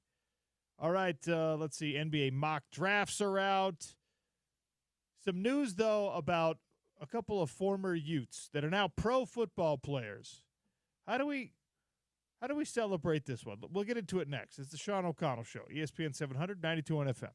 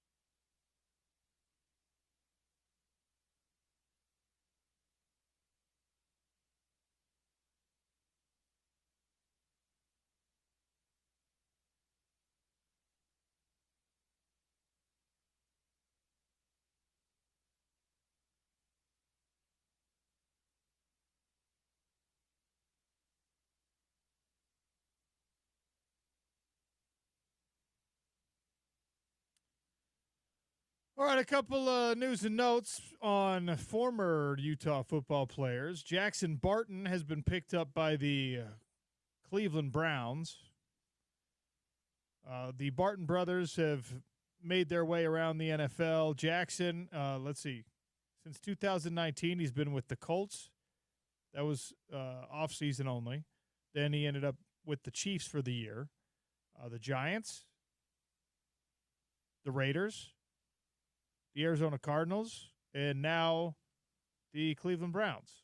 So bouncing around a little bit. The former 7th-round pick. Good for Jackson Barton. I don't know if we react properly when a guy is like just, kind of a journeyman in the NFL, because being a journeyman in the NFL, you're still among the very, very, very, very best, most impressive football players, obviously, but sports specimens in the world. The NFL is just such a brutal and hard to win in kind of a sport. And when I'm saying winning, I mean even winning as part of a roster. He is a Super Bowl champ. He was on that Chiefs roster, so he is a Super Bowl champ. He's got a ring. Former first-team All-Pac-12, of course, and one of the many Barton athletes who have been incredible at the University of Utah and left a legacy there that we hope finishes with a big bang with Lander Barton heading into his final year as a Ute. Here's the real one I wanted to talk about, though. Pita Taumoepenu. All right? Pita came to Utah as a high schooler for a single season, did not really know much about playing football. He ended up at Timpview and was just an absolute sack machine. He had like 25 sacks. Unbelievable athleticism, great instincts for the game, incredible pass rusher, and was one of those guys that was given an opportunity and a scholarship on his upside, obviously. Pita had his opportunity in the NFL, and now he has found a real home. He's 31 years old, okay? So getting more opportunities in the NFL is going to be tough for Pita. He was a 6th-round pick for the San Francisco 49ers, 17-18 seasons. He was there. Arizona Cardinals after that. Off-season with the Seattle Seahawks and with the Falcons, the Broncos. And then he was with the Vegas Vipers, okay? Another opportunity in the NFL in 2023, an off-season minicamp invite. Nope, didn't work out. And he ended up in the UFL with the St. Louis Battlehawks. I don't know how much you all are watching Battlehawk football. I don't know how much you all are watching UFL football in general. I think the ratings kind of plummeted in the spring league this year. It's unfortunate because I'm always rooting for the alternatives, but also I wasn't watching, so I can't really pretend like it hurts me. I only caught highlights of the UFL. I didn't watch a single whole game of UFL football last year or this year. Pita, now for the second time, has been named Defensive Player of the Year in the UFL. Look, I don't know what kind of salary he's making. I know it's not multi-millions. All I know is that this is a guy who immigrated to the United States after time. Well, I guess he was born in Texas, but then he came to the United States after time on the islands, and he has done an incredible job of carving out a career for himself in the professional sports world. He was in the NFL for portions of 5 years, 5 seasons, or 5 whole seasons. And then he ended up in the UFL. He's 31. He hasn't had to have a quote-unquote real job yet. It's a win. And he's decorated in this league as the best player for the second time. Now, if he were younger, I think this translates directly to more opportunities in the NFL. At 31 and having kind of already been around that circuit, I don't know if it does translate that way. It's got to be an agent sort of a proposition. But I think we should kind of celebrate this stuff a little bit more. In 2025, he was the sack leader in the UFL. He's the defensive player in the UFL.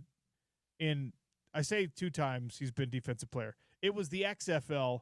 This is before the merger in 2023 with the Vegas Vipers that he was the defensive player of the year there as well. The dude is an absolute pass rushing phenom. When he's healthy, that's what he's great at.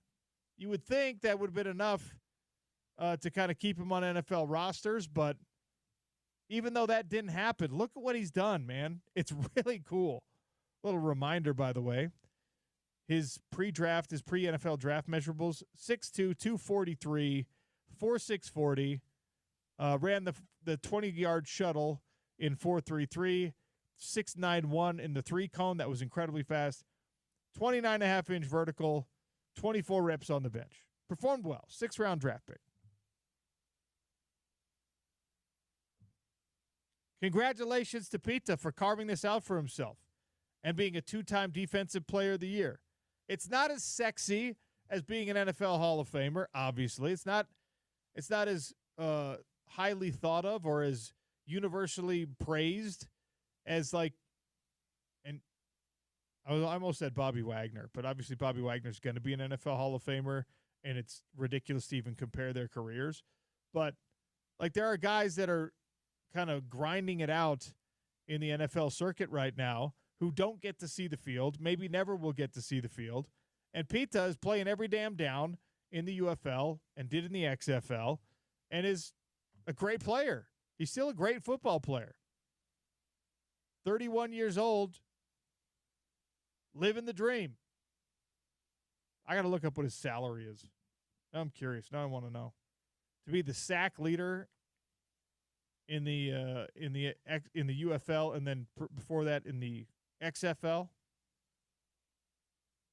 I really want to know. I'll figure it out. Wanted to bring that to people's attention. I don't know if you're following the UFL accounts or whatever, but Defensive Player of the Year, our guy, former Ute, Pete Talmoy-Pennant. Pretty awesome. All right, Belle Frazier's going to join us at 1 o'clock to talk a little Stanley Cup Final, the upcoming Mammoth Draft.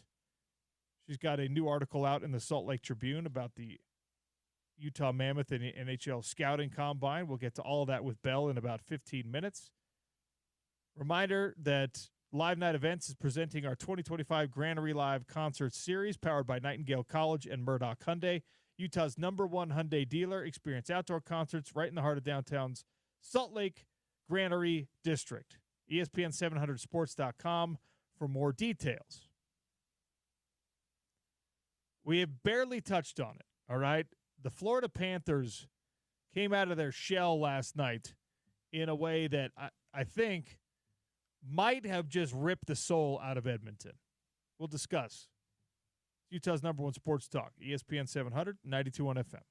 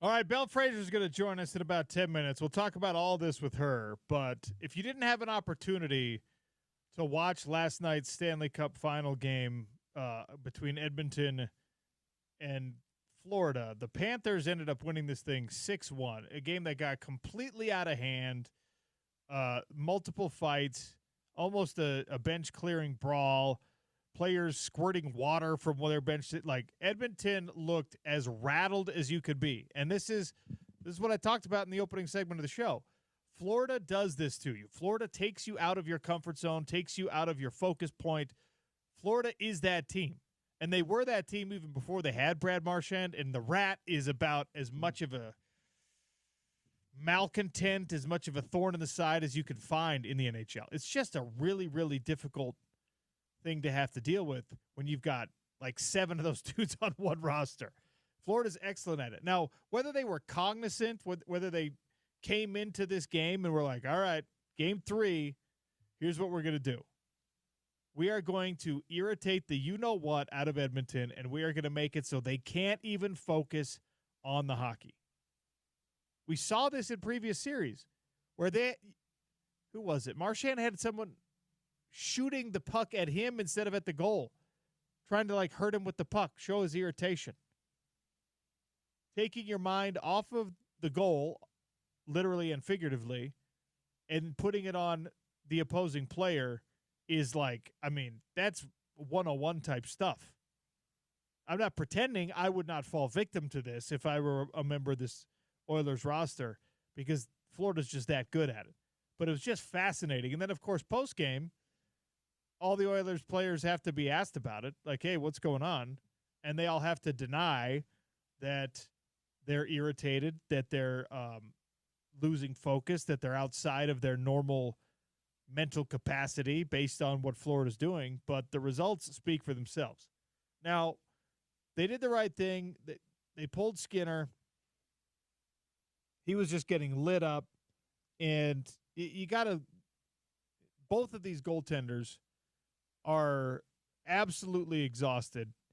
The Stanley Cup playoff is a microcosm of the regular season in a lot of ways, but differs in an important – there's a distinction where it's like you don't get to do the rotational thing with your goaltender most of the time. And I think that playoff Bob's on like his 30th straight start or something like that. In any case, hopefully that rest, as whatever, 11 minutes of it, 14 minutes of it, however long it was, is a good mental reset and just like, all right, I got to get myself in a better space here. But it's not just your netminder. It's your entire team that has to figure that out. Now, I don't have any doubt that Edmonton, they're here for a reason.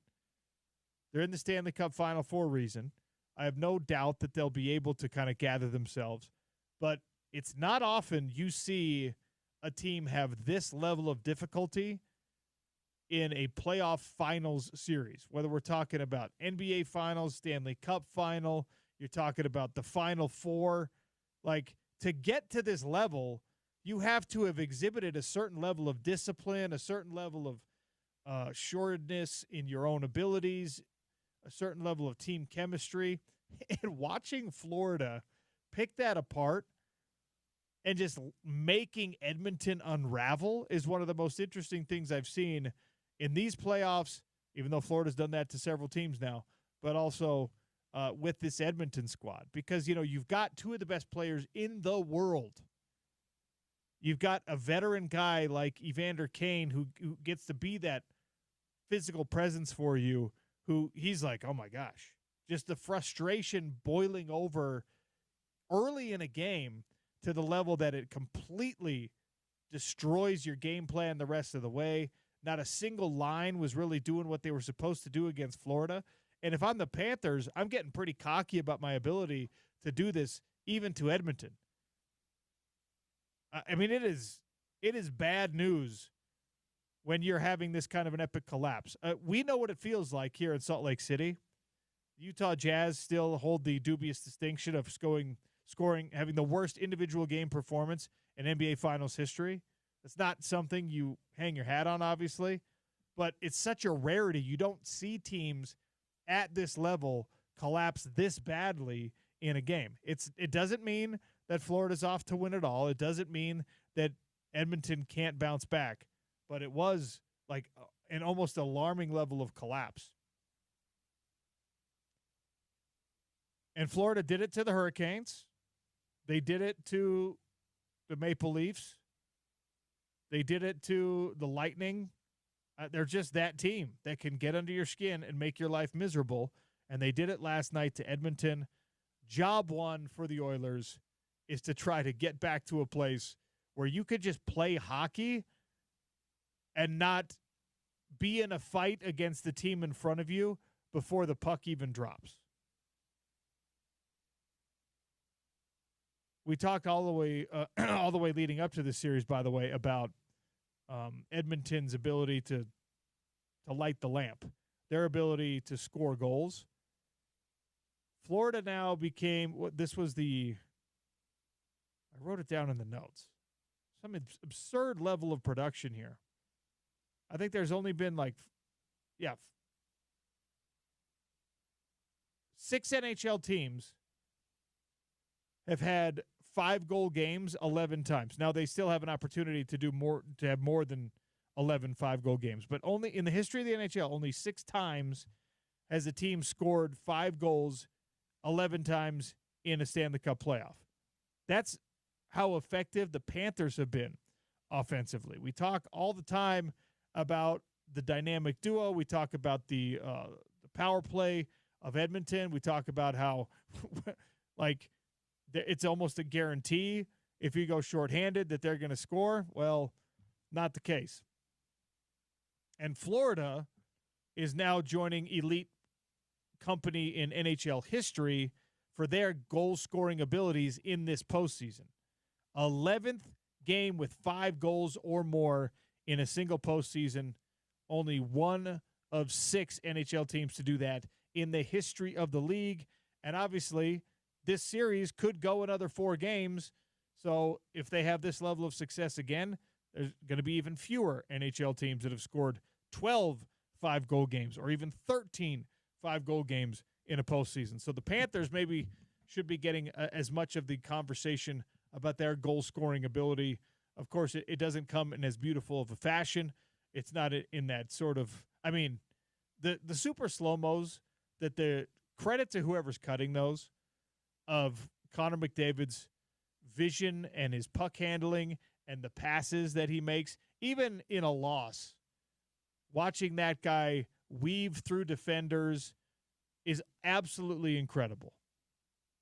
The mastery he has of his own body positioning,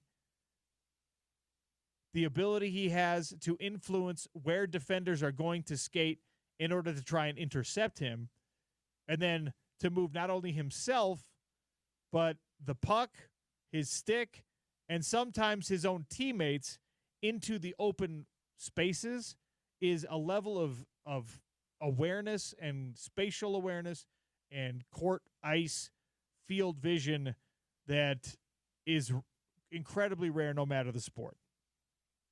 I mean, if anything, it makes you appreciate guys like Leo Messi a little bit more because of their ability to not only move themselves and the ball, but to move the people that are supposed to stop them. That's what Connor McDavid is so incredible at. And yet, that's not enough to overcome what Florida can do to you, because top to bottom, that roster is full of just killers.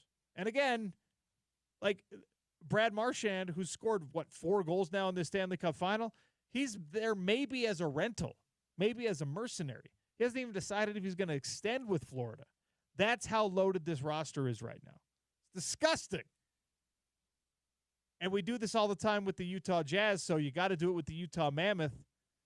I mean, Spence Checketts on his show yesterday started talking about what OKC had just done in dismantling Indiana, and just how many Jazz players even make that roster in OKC. How many Jazz players are starters? The answer is probably 0. Look, the Utah Mammoth have a lot of young talent. Clayton Keller is an excellent player. He should be an all-star. He should be a Team USA kind of guy. He was in the World Championships. Logan Cooley, Kyle Gunther. I mean, Sergachev is not as young as those guys, but he's like an elite player in the NHL. And you look at this Florida roster and to some level this Edmonton roster, and you say, all right, there's still a gap. Now it's a gap that's closing, and it's a gap that you're going to make up, and hopefully, with the right draft pick in a couple of weeks, you close that gap even more. But watching this, as optimistic as I have been and will continue to be about the Utah Mammoth, it shows you the level that you have to get to if you want to compete consistently for a cup. And Florida is the cream of the crop right now for that. 3 straight trips to the final, and the favorite, especially after that performance. 6-1 over Edmonton. Yikes. We'll talk with Belle Frazier. Is there anyone in your life that gets you that out of your comfort zone, that out of your level of focus? Is there anyone who's that big of an irritant for you that Florida was for Edmonton? Maybe Belle Frazier has an answer to that question. And she's got a great new article out about the Mammoth attending the NHL Scouting Combine, who they took to dinner. Doesn't mean they're going to draft him, but focusing in on a few prospects. Belle Frazier, Mammoth Insider next on the Sean O'Connell Show, Utah's #1 sports talk, ESPN 700, 92.1 FM.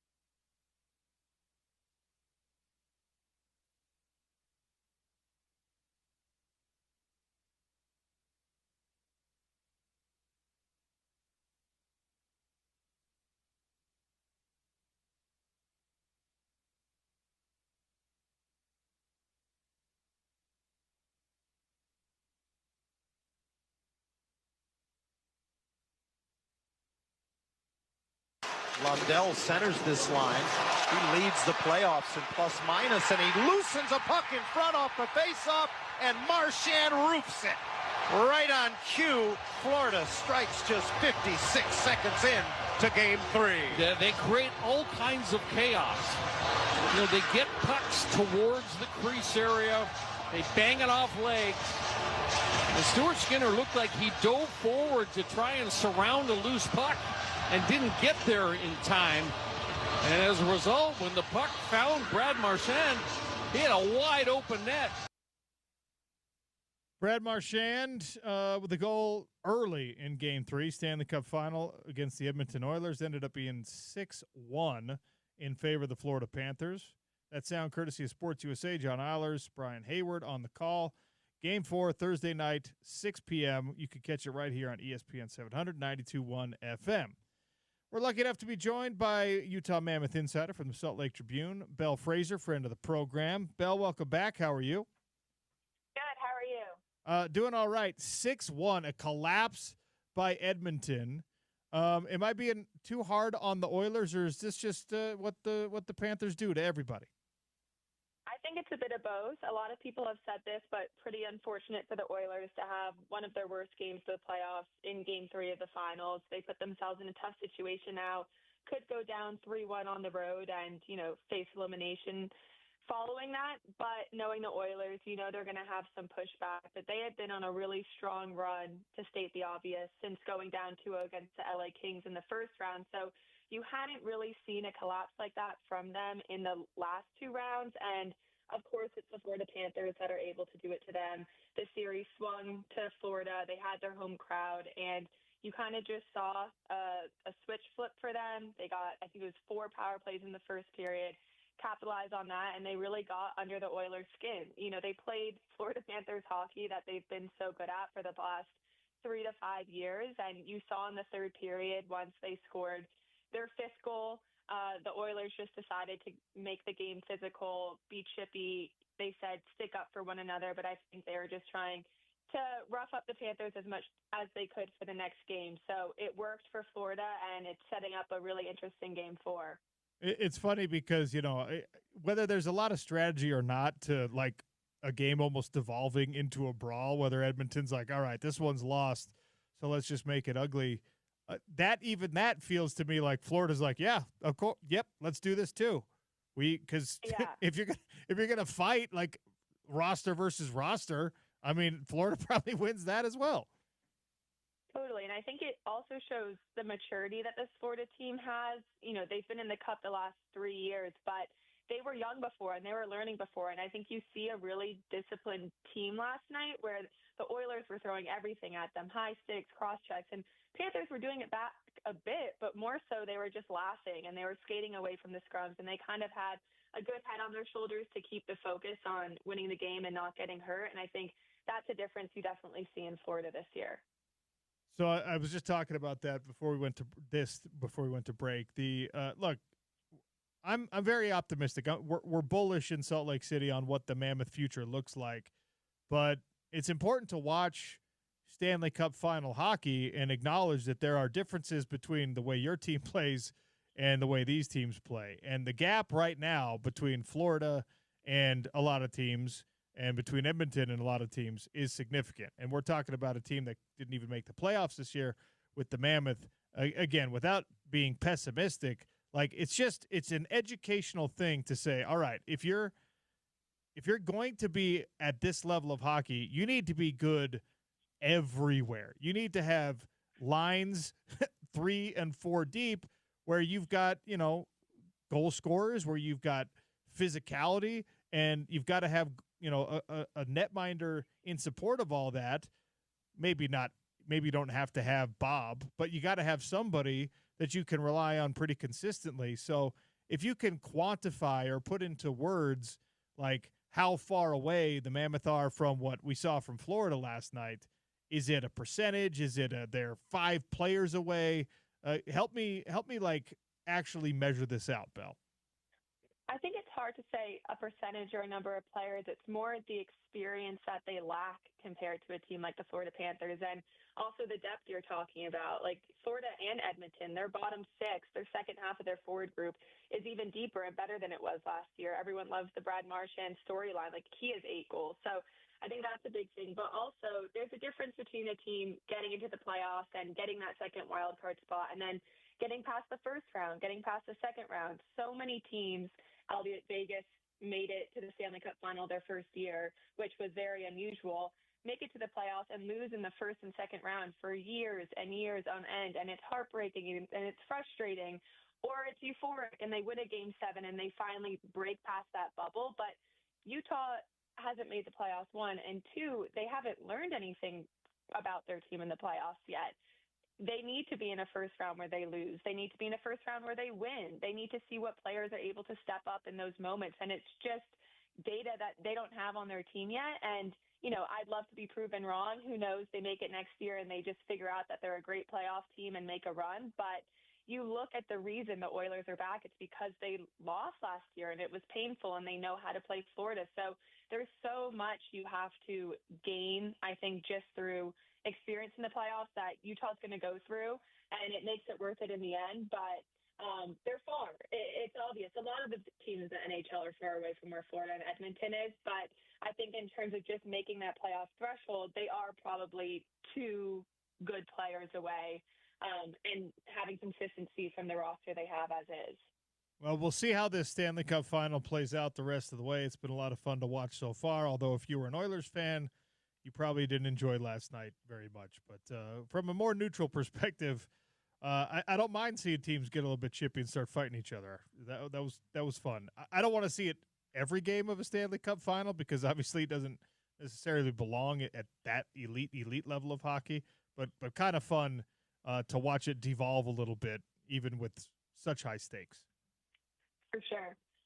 All right, let's talk about your article. Let's talk about the Utah Mammoth and the upcoming draft, the attendance at the NHL Scouting Combine, and you did a great job kind of breaking down the production of the guys that, the team took out to dinner, guys that are expected up in that top 4 or 5 range. And, of course, the Utah Mammoth are picking at number 4 after the NHL draft lottery went their way. The stats, we had this conversation about the KHL production from Simashev and Boot. A lot of these guys are OHL prospects, and if you're absolutely filling the score sheet in the OHL, how directly does that project at the NHL level? It is a big jump, and I think it's interesting. This has been a really big conversation about the Canadian Junior Leagues versus the NCAA for many reasons recently, but especially when talking about James Higgins versus someone like Michael Misa or the other centers who played in a Canadian Junior League or internationally.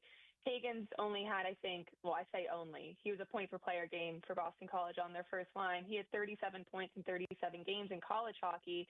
And then you look at someone like Misa, who had upward of 100 points in the OHL. So you're like, oh, Misa's definitely the better player, but it's just different competition. Higgins is playing against guys who are 22, 23, 24, sometimes even 25, and he was 18 years old this year, a year early in college hockey. So I would say the Canadian Junior Leagues are probably a bit below that, and that's why you really have to be contextual when you're looking at these prospects and you're looking at the draft. It's not just how many points they had, it's what team were they playing on, what conference were they playing on, what players were around them, who was their coach, what was the average age, what was the average size with their opponents. So I think that's something to think about, and it definitely doesn't mean it's going to translate at an NHL level. I think it doesn't matter if you played NCAA or OHL or in the Q or anything. It's going to be a transition period, but obviously if a player is putting up double, triple digits, you're going to be happy with that and see it as a positive.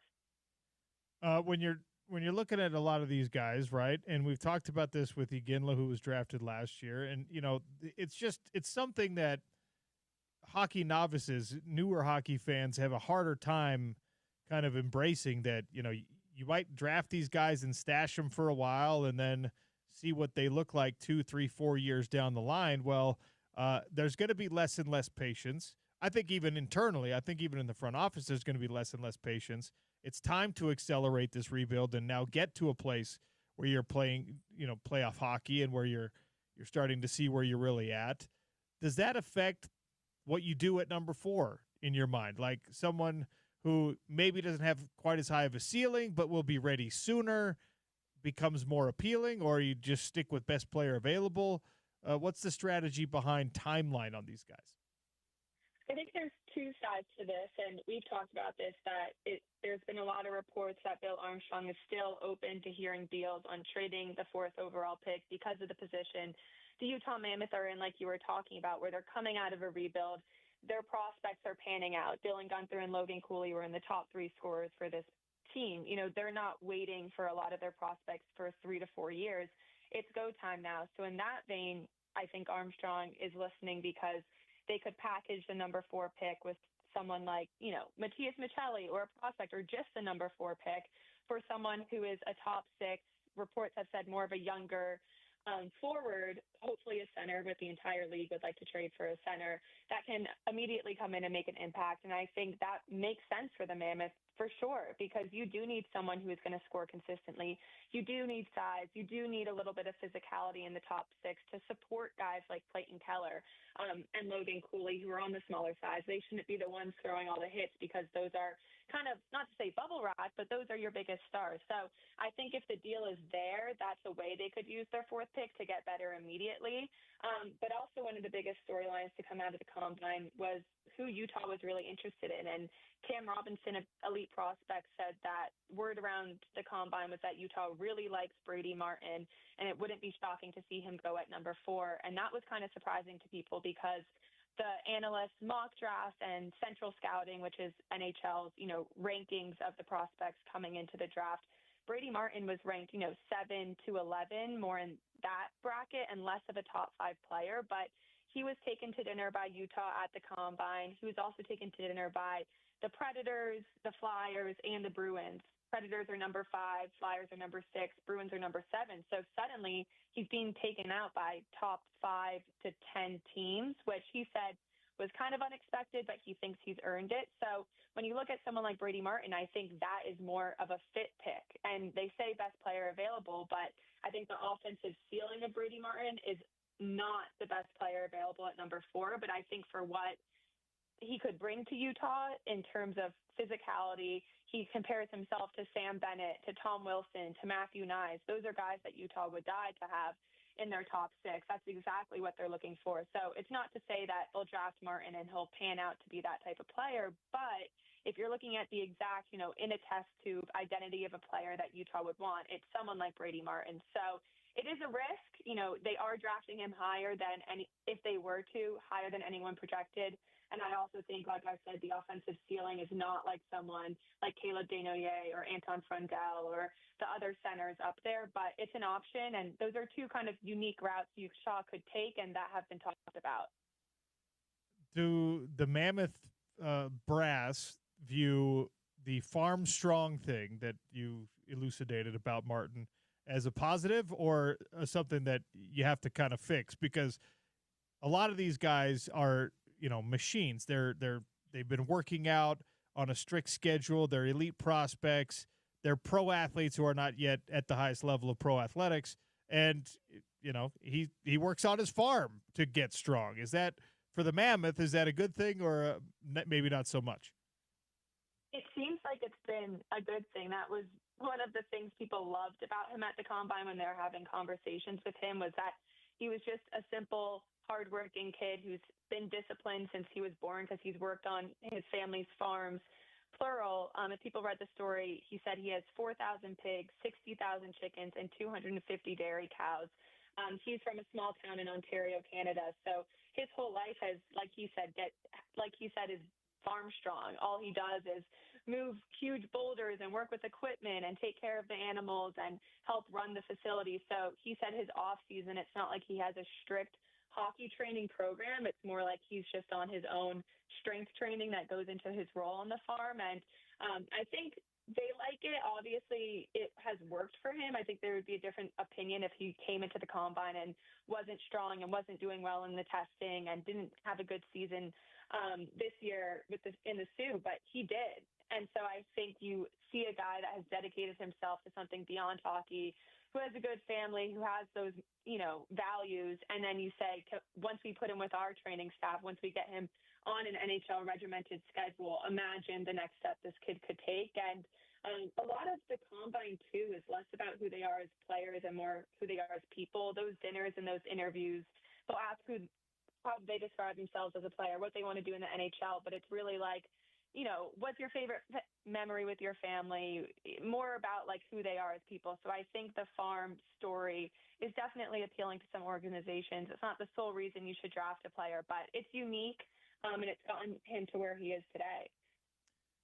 How many of these guys at the NHL scouting combine are like freak outliers from an athletic perspective? Because we're so accustomed to that with the NFL, with college football, with the NBA, sports that have been more popular here in Utah for longer.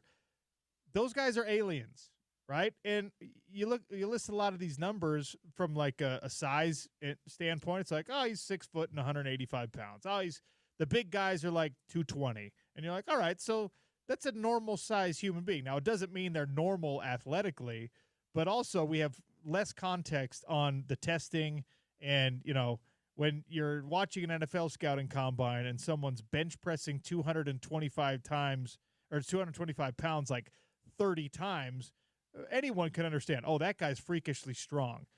How many of those freaks are in this NHL scouting combine? I wouldn't say there's like super standout, like freaks of nature type athletes. Like you said, they're all extremely strong and fit to be in the top first round of the NHL draft. But I think it's also the different body type for hockey and the way you do kind of have to be not slimmer, but you don't need to bulk to play in the NHL. You need to be able to skate for 20 plus minutes a night and hit and have that muscle mass, but it's less so of those ginormous guys walking in and bench pressing 200 plus pounds, like you said. And I also think a really big thing here too is they're kids. They're 17 and 18 years old. So what they weigh in at the combine ahead of their draft could be a completely different person than they are in 2 or 3 years. I think about Logan Cooley, who was undersized coming into his draft year, and he came in this season after training in the offseason in Pittsburgh with some fellow NHLers and put on a lot of weight and put on a lot of muscle, and you see how that helps him. Or someone like Lane Hudson, he went into the draft combine and he brought notes from his doctor saying his growth plates were still open, so he promised he might grow more. Not only did he, but he just won the Calder Trophy for the Rookie of the Year for the NHL this season. So that's just to show that what these guys are at the combine, it helps indicate what they could turn into and helps GMs and front offices determine who they want to draft, but it's not the end-all, be-all for what these athletes are. When you're watching the Stanley Cup Finals, random question for you, and they go to the studio and they go to the post game or they go to the intermission report, they got Wayne Gretzky on there, you got Henrik on there. Who's the best analyst? Who do you like best? Who do you listen to most closely?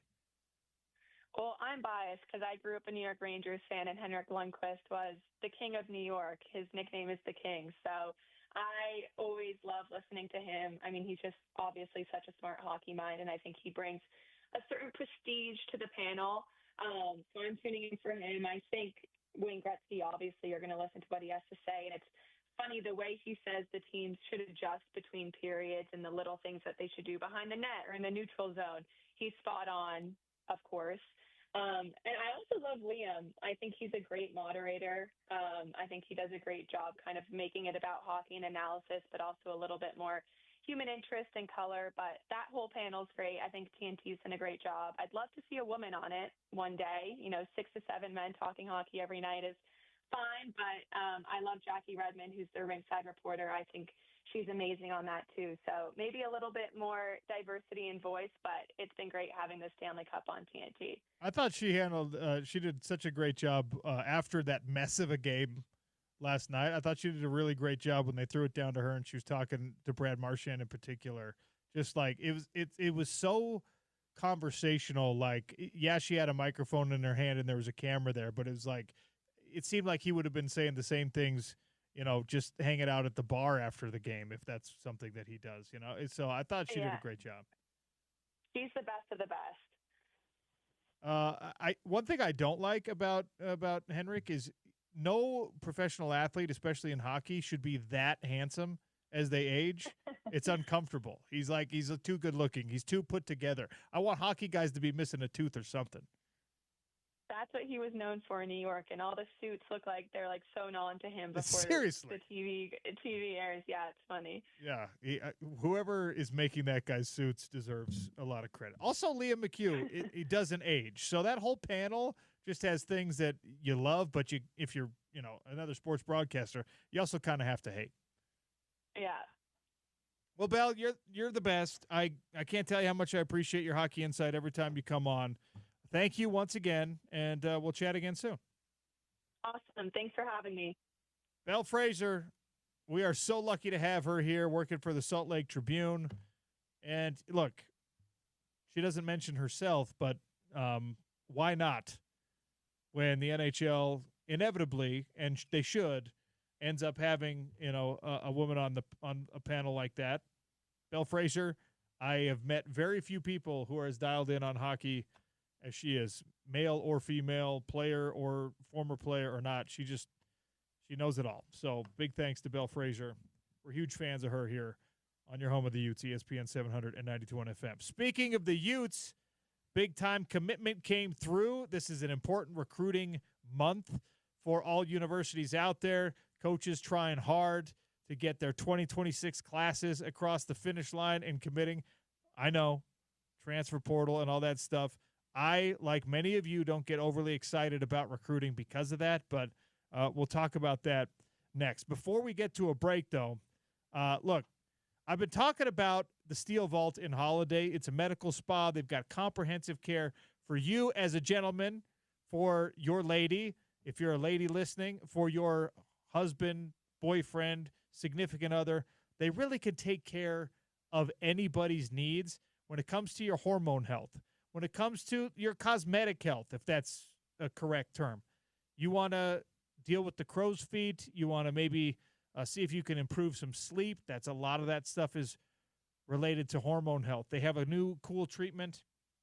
If you just want to do some muscle toning, they're electric stem that you can put on your muscles and get those muscles contracting right and get the blood flowing and just make you look a little bit better before that big event where you got to look nice in your suit. Maybe you're showing up on TV. Maybe you've got a wedding to attend. Maybe you're going to a class reunion or something like that. My point is, with the Steel Vault, 801-878-9976, is that they really can help you out with whatever it is you're looking to improve: hair loss, hormone health, the aesthetics of your face with things like chemical peels and facials. Comprehensive doesn't even begin to cover it. I'm going today, this week. I finally made the appointment to go do the red light therapy. The red light therapy to boost your energy, your blood flow, all the things that red light therapy is supposed to take care of for you. I'm actually going to be in the bed, taking the treatment, sitting down, relaxing, and just that by itself, by the way, is a good enough reason to visit the Steel Vault. So give them a call at 801-878-9976. Book your first consultation online at thesteelvault.com. Click that big Book Now button. And they have special deals going on right now for our listeners. Buy a gift card, get a treatment for free. Buy a gift card, get a red light treatment for free. Maybe a Father's Day gift. Maybe you're in the doghouse because of how you handled Mother's Day. Raise your hand. That was me. Perfect opportunity to get something for yourself and your significant other. 801-878-9976. Tell them OC sent you. Take advantage of the discounts and the special deals for our ESPN 700 listeners. Plenty left to come. We'll talk Utes and big-time commitments. It's ESPN 700, 92.1 FM.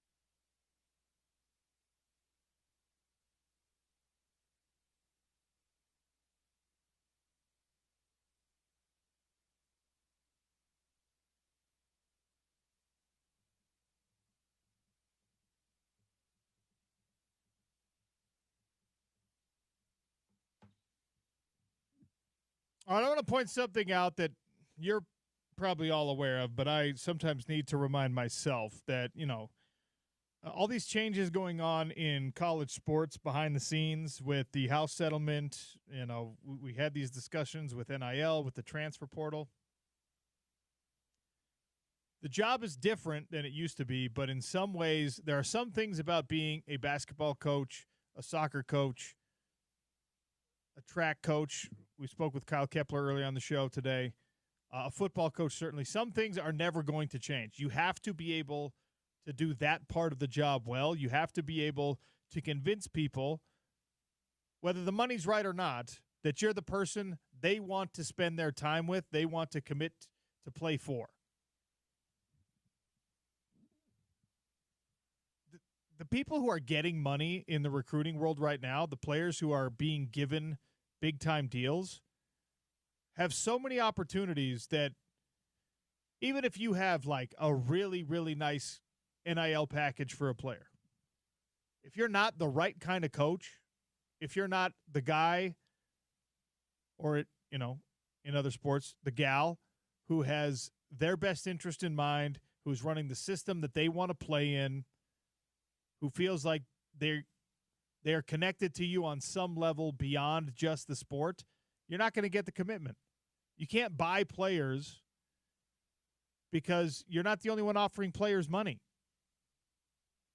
And you're probably not offering, even if you are offering, you're probably not offering a significant amount more than what somebody else is offering.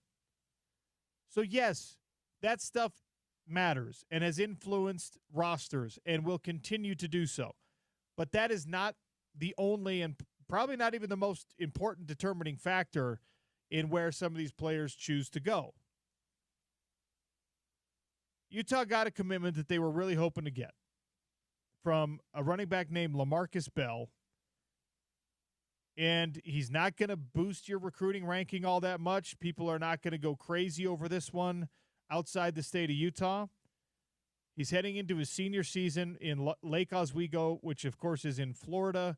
And the fact that Utah now consistently is drawing football players from the state of Florida is one of the craziest things and one of the hardest things to get used to. It's old news, right? But just zoom out for a minute and think of where Utah football was and where the talent for Utah football was coming from 20 years ago. You weren't getting guys that were recruited by Florida schools in any case. LaMarcus Bell, don't get overly excited about high school stats. 1,500 yards and 25 touchdowns on 173 carries. That's 8.9 yards per carry for the math whizzes out there, 140 yards a game.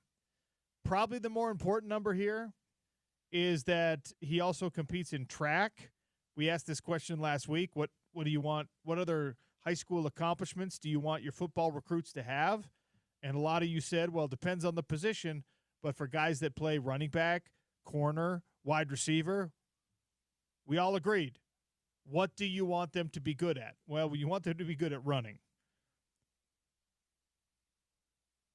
His personal best in the 100-meter is 10.89, which is a blazing time. That is a really good time. It's not a Nate Johnson time, but that's a really good time. His overall rating, if you care about these things, is a 3-star. He had offers and was entertaining visits with – he was committed at one time to Oregon State. Washington State was in on him, a couple Big Ten schools, and interest from BYU and Arizona as well. So you get a guy that you want.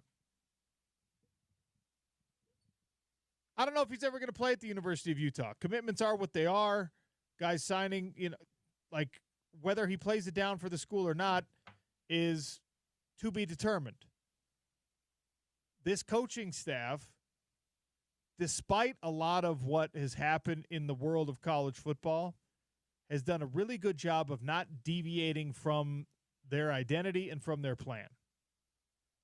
What do you want as a Utah football fan? Yeah, you want the offense to be a little bit more dynamic. Yes, we would all weep tears of joy if you had a couple of truly elite wide receivers, big-time playmakers that everybody else in the country wanted, and they decided to come to Utah instead. The likelihood of those things happening in the short term, that's not something I'm betting on, okay? So what do I want? I want improvement from the passing game, the throw game, but I want Utah's identity to remain what has buttered the bread for Kyle Whittingham for so long. I don't want the old dog to try to learn completely new tricks at this juncture. I don't. Some of you probably do. I do not. I want Kyle Whittingham to do what he's good at. What he's good at is being a leader of men, building what he tries to make a high-caliber, high-character football team with a lot of physical toughness, a lot of mental toughness, a lot of defensive grit, a lot of offensive discipline. Take care of the football, run the football. I know it's not as sexy as watching some of what we have seen emerge in college football, the Chip Kelly Oregon offenses and, the big-time Ohio State chuck it all over the place to 3 NFL wide receivers. I know that would be fun. But you have to develop expectations, and not even just expectations, but goals based on what's in front of you, based on what you have to work with. And Kyle Whittingham is good at recruiting guys like this. I don't know if he is the guy. I don't know if he's going to be Zach Moss. I don't know if he's going to be Joe Williams. I don't know if he is going to be fill in the blank on your favorite Utah running back. I hope he's Mekhi Bernard at least. We don't know. But the archetype should not change drastically on positions that you have had success with. I'm totally open to them trying to rewrite their book, the Utah football book, on what type of receiver they bring in. I'm fine with that. If anyone from that staff, if Kyle Whittingham himself wants to come on the show and be like, here, we're not going to look for the same kind of receivers we've been looking for. We're going to do this instead. The problem is you can't reinvent the wheel in college football. Everybody's looking for the same kind of receiver. What do you want? I want someone who's tall and fast. Oh. What else? Well, with great hands, obviously, because he's a wide receiver. Okay. What else? I also want him to block well. Oh. And to be a willing blocker. Not just good at it, but be a willing blocker. All right. What else would you like from your wide receiver? Well, someone who is got a good spatial awareness and can find the seams in opposing defenses. Every coach in the country is looking for those guys. So you can't reinvent the wheel on your archetype. Now, running back is a little bit different. Some teams like the big 240-pound guy. Some teams want the running back who's 5'8". Some guys are looking for the 6'5" Derrick Henrys, because that's an attainable goal for them. Utah hasn't had a lot of those guys.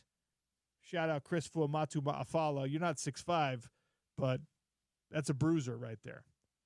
So I trust when Kyle Whittingham and company, they identify a running back that they want and they're excited about getting a commitment from, that guy's going to fit the mold that you as a football fan, I as a football fan, Utah followers, that is going to be what you're looking for. Even if that particular guy, that one guy, because they're all individuals, right? Some of them have different work ethics. Some of them have slightly better vision. Some of them, whatever. Even if that guy is not the guy, you want a room full of guys that might be. And they got another one. And Austin Ainge said this, and I'm going to start copying it. All you can do is stack good decisions on top of one another. It's a great way to approach building anything. A business, a family, a football team. Just stack good decisions on top of one another and see what happens. In this case, the good decisions for Utah football are quality players, quality people that you think have upside, that you think are going to show up and be part of the culture that you've established.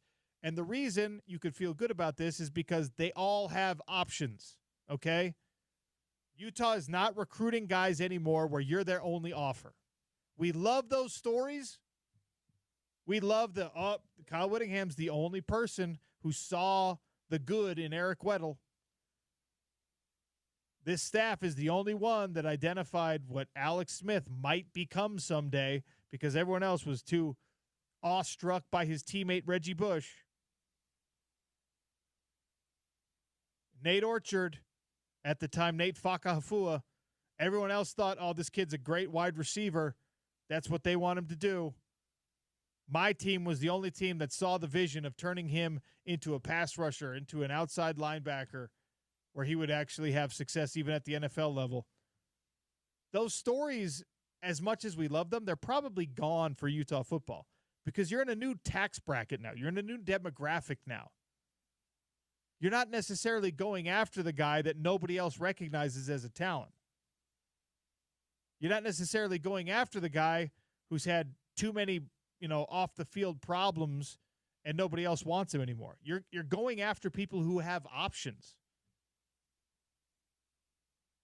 And hopefully, and this is the case most of the time, you're telling them enough truth in their recruiting visits that they're choosing to be part of what will be a more difficult journey in college football. I had a conversation with a dear friend of mine the other day who's in this world, who we were talking about a recruiting visit that they had just kind of like conducted. And I was kind of blown away by the strategy he employed with this one particular visit. And to not make it too long-winded, he was like, I decided I was going to grill this kid because he had lost too much weight. Okay, the player had lost too much weight. And I was grilling this kid as to why he allowed that to happen. This is before a player had even committed, because he knows we are bringing him here to play a certain position that requires him to be a little bit bulkier.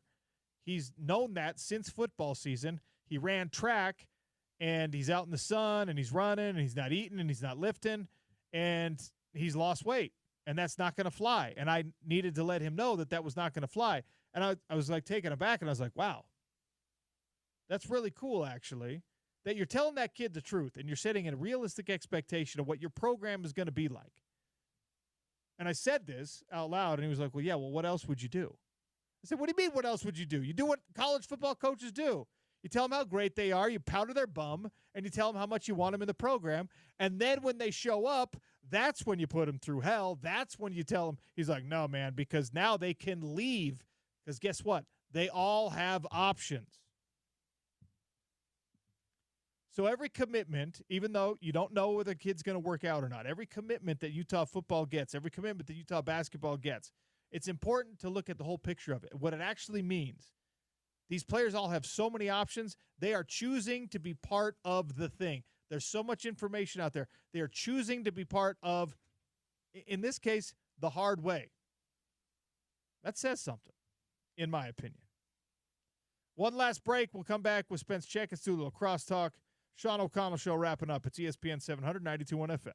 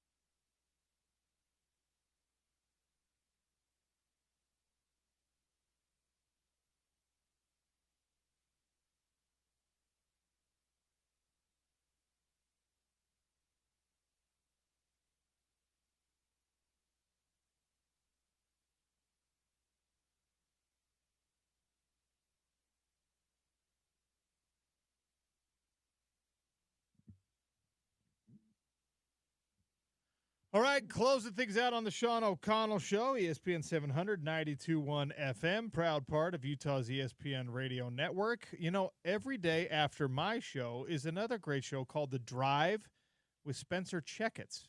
May have heard of it.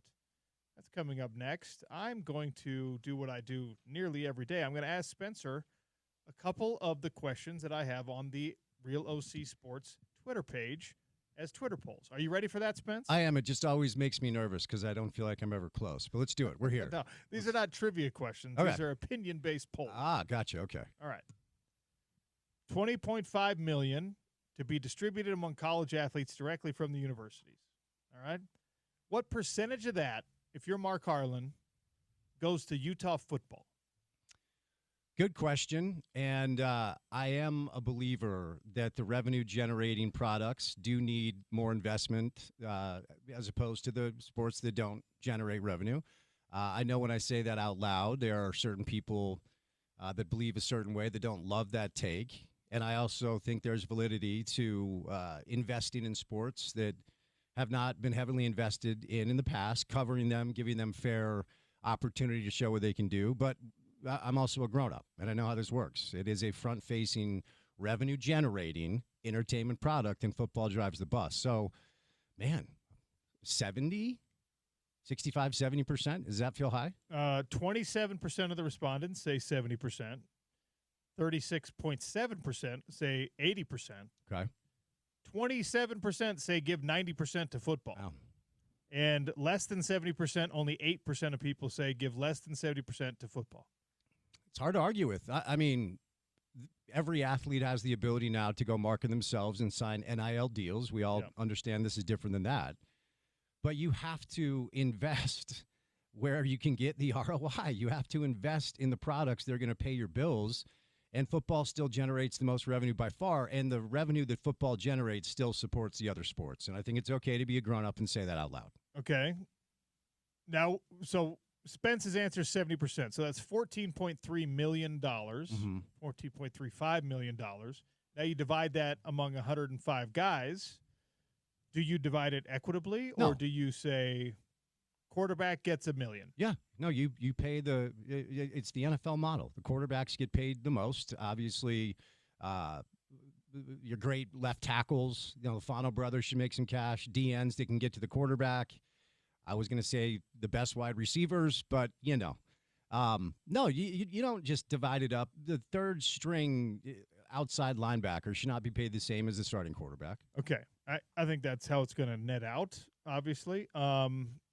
This one is more of, I think, a school by school. And my last one.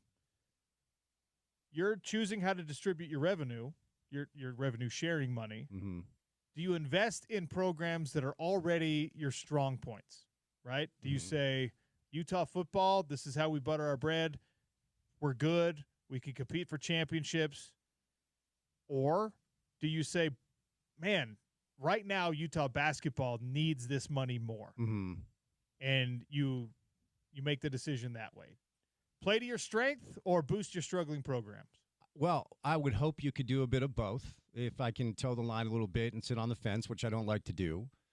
Because the other reality is this year marks a decade since our last NCAA basketball team. Okay. And when you have a college basketball team that doesn't make the NCAA tournament, you're leaving millions of dollars on the table. And you're also taking millions of eyes away from the exposure you receive.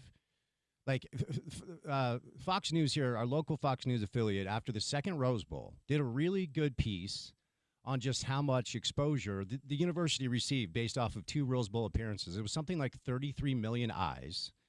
And you can't buy that type of exposure. And they tied the exposure from the Rose Bowl to new students who have applied to Utah from out of state. And I don't know that you can draw a straight line between somebody in California that just saw Utah play in the Rose Bowl and decided he wanted to go to Utah. And the football program will bring you that even if they're not in the Rose Bowl. Now, a great bowl appearance will up your exposure, but there's a real gap in the program because the basketball team has not been good for a long time. And with what Kevin Young and BYU are building down south, and that's not just a program that has put itself on the precipice of what I think is going to be a really special season and maybe a lengthy NCAA tournament run. They're playing Carolina at the Delta Center. They're playing, I think, UConn at the Garden. Like, their preseason schedule will bring Brigham Young University a ton of exposure. And Alex has got to he's got to build this up in that direction. Now, I'll continue to set expectations and talk about that it's going to take a few years. So in response to your question, the business part of my brain says you have to invest your revenue, and your economic model has to support the products that will continue to bring in the revenue on the backside of your investment. And that's football and basketball. But at the same time, I believe women's soccer should receive. Yeah. Everyone hopefully can get a piece of the pie, but we have to be grown-ups about how this stuff works. Who would you rather sit down and have a hard conversation with right now? Alex Jensen, who you just hired and made a bunch of promises to about the support he was going to get, or Kyle Whittingham, who's probably leaving this year? Alex Jensen. 100%. No. I don't want to have a tough conversation with Kyle about anything ever. Alex, this is your first year. We're easing into this. Kyle, you've built it. You kind of get what you want because you're Kyle freaking Whittingham. All right, fair enough. Do you want to be Mark Harlan and call Kyle in and say, sorry, we're cutting the revenue because the volleyball team needs a new setter or whatever it is? Like, you tell Kyle that. I'm not interested in doing that. Yeah, I mean, again, it's way above my pay grade. Sure. But I think I might be like, well, he can't kill me, and he's leaving soon anyway. I just promised this guy, if you come back from an NBA job, I will help you build this thing back into the glory days. I'll give you an extra 10%. But then I now have to go talk to the scariest dude I know and tell him I'm taking that 10% away from him. It's a fair point because you and I discussed this. There's no way Alex was taking this opportunity. Alex had a good job in Dallas, and Dallas liked Alex. And they just got the number 1 overall pick. They've got a good roster. Alex did not need – You didn't know that. Sure, but he did not need to leave the Mavericks. He had a good job. There's no way he was taking this job without some sort of promise or assurance from Mark and the administration. Like, yes, you will get the support you need economically to build a program. Because if you don't have that, you may as well not even take the job. There's no point. The Drive is next. Scott Mitchell is filling in for me the next couple of days. Tune in on ESPN for the PFL fights on Thursday night. I'll be calling some fights in Nashville. You need a cowboy hat and a baklava shake. Stop acting like those are available everywhere. They're available 2 blocks away, Sean. You're doing this snobby thing where just because you don't go to Greece, they have them. And you're the one that introduced me to them, so this really is your fault. So you know where they're from? Aren't they from Greece? Isn't that what you told me? No, you know where the shakes are available? The little Greek Slovaki spot up there. Yeah. It's weird how you haven't ever brought me one, even though you know where they come from. Say less, as the kids would say. Next time we're in studio, it's on me. Safe travels, bud. Stay tuned for The Drive. Thanks for listening to the Sean O'Connell Show. Olivia, well done. See you on Friday. It's ESPN 700, 92.1 FM.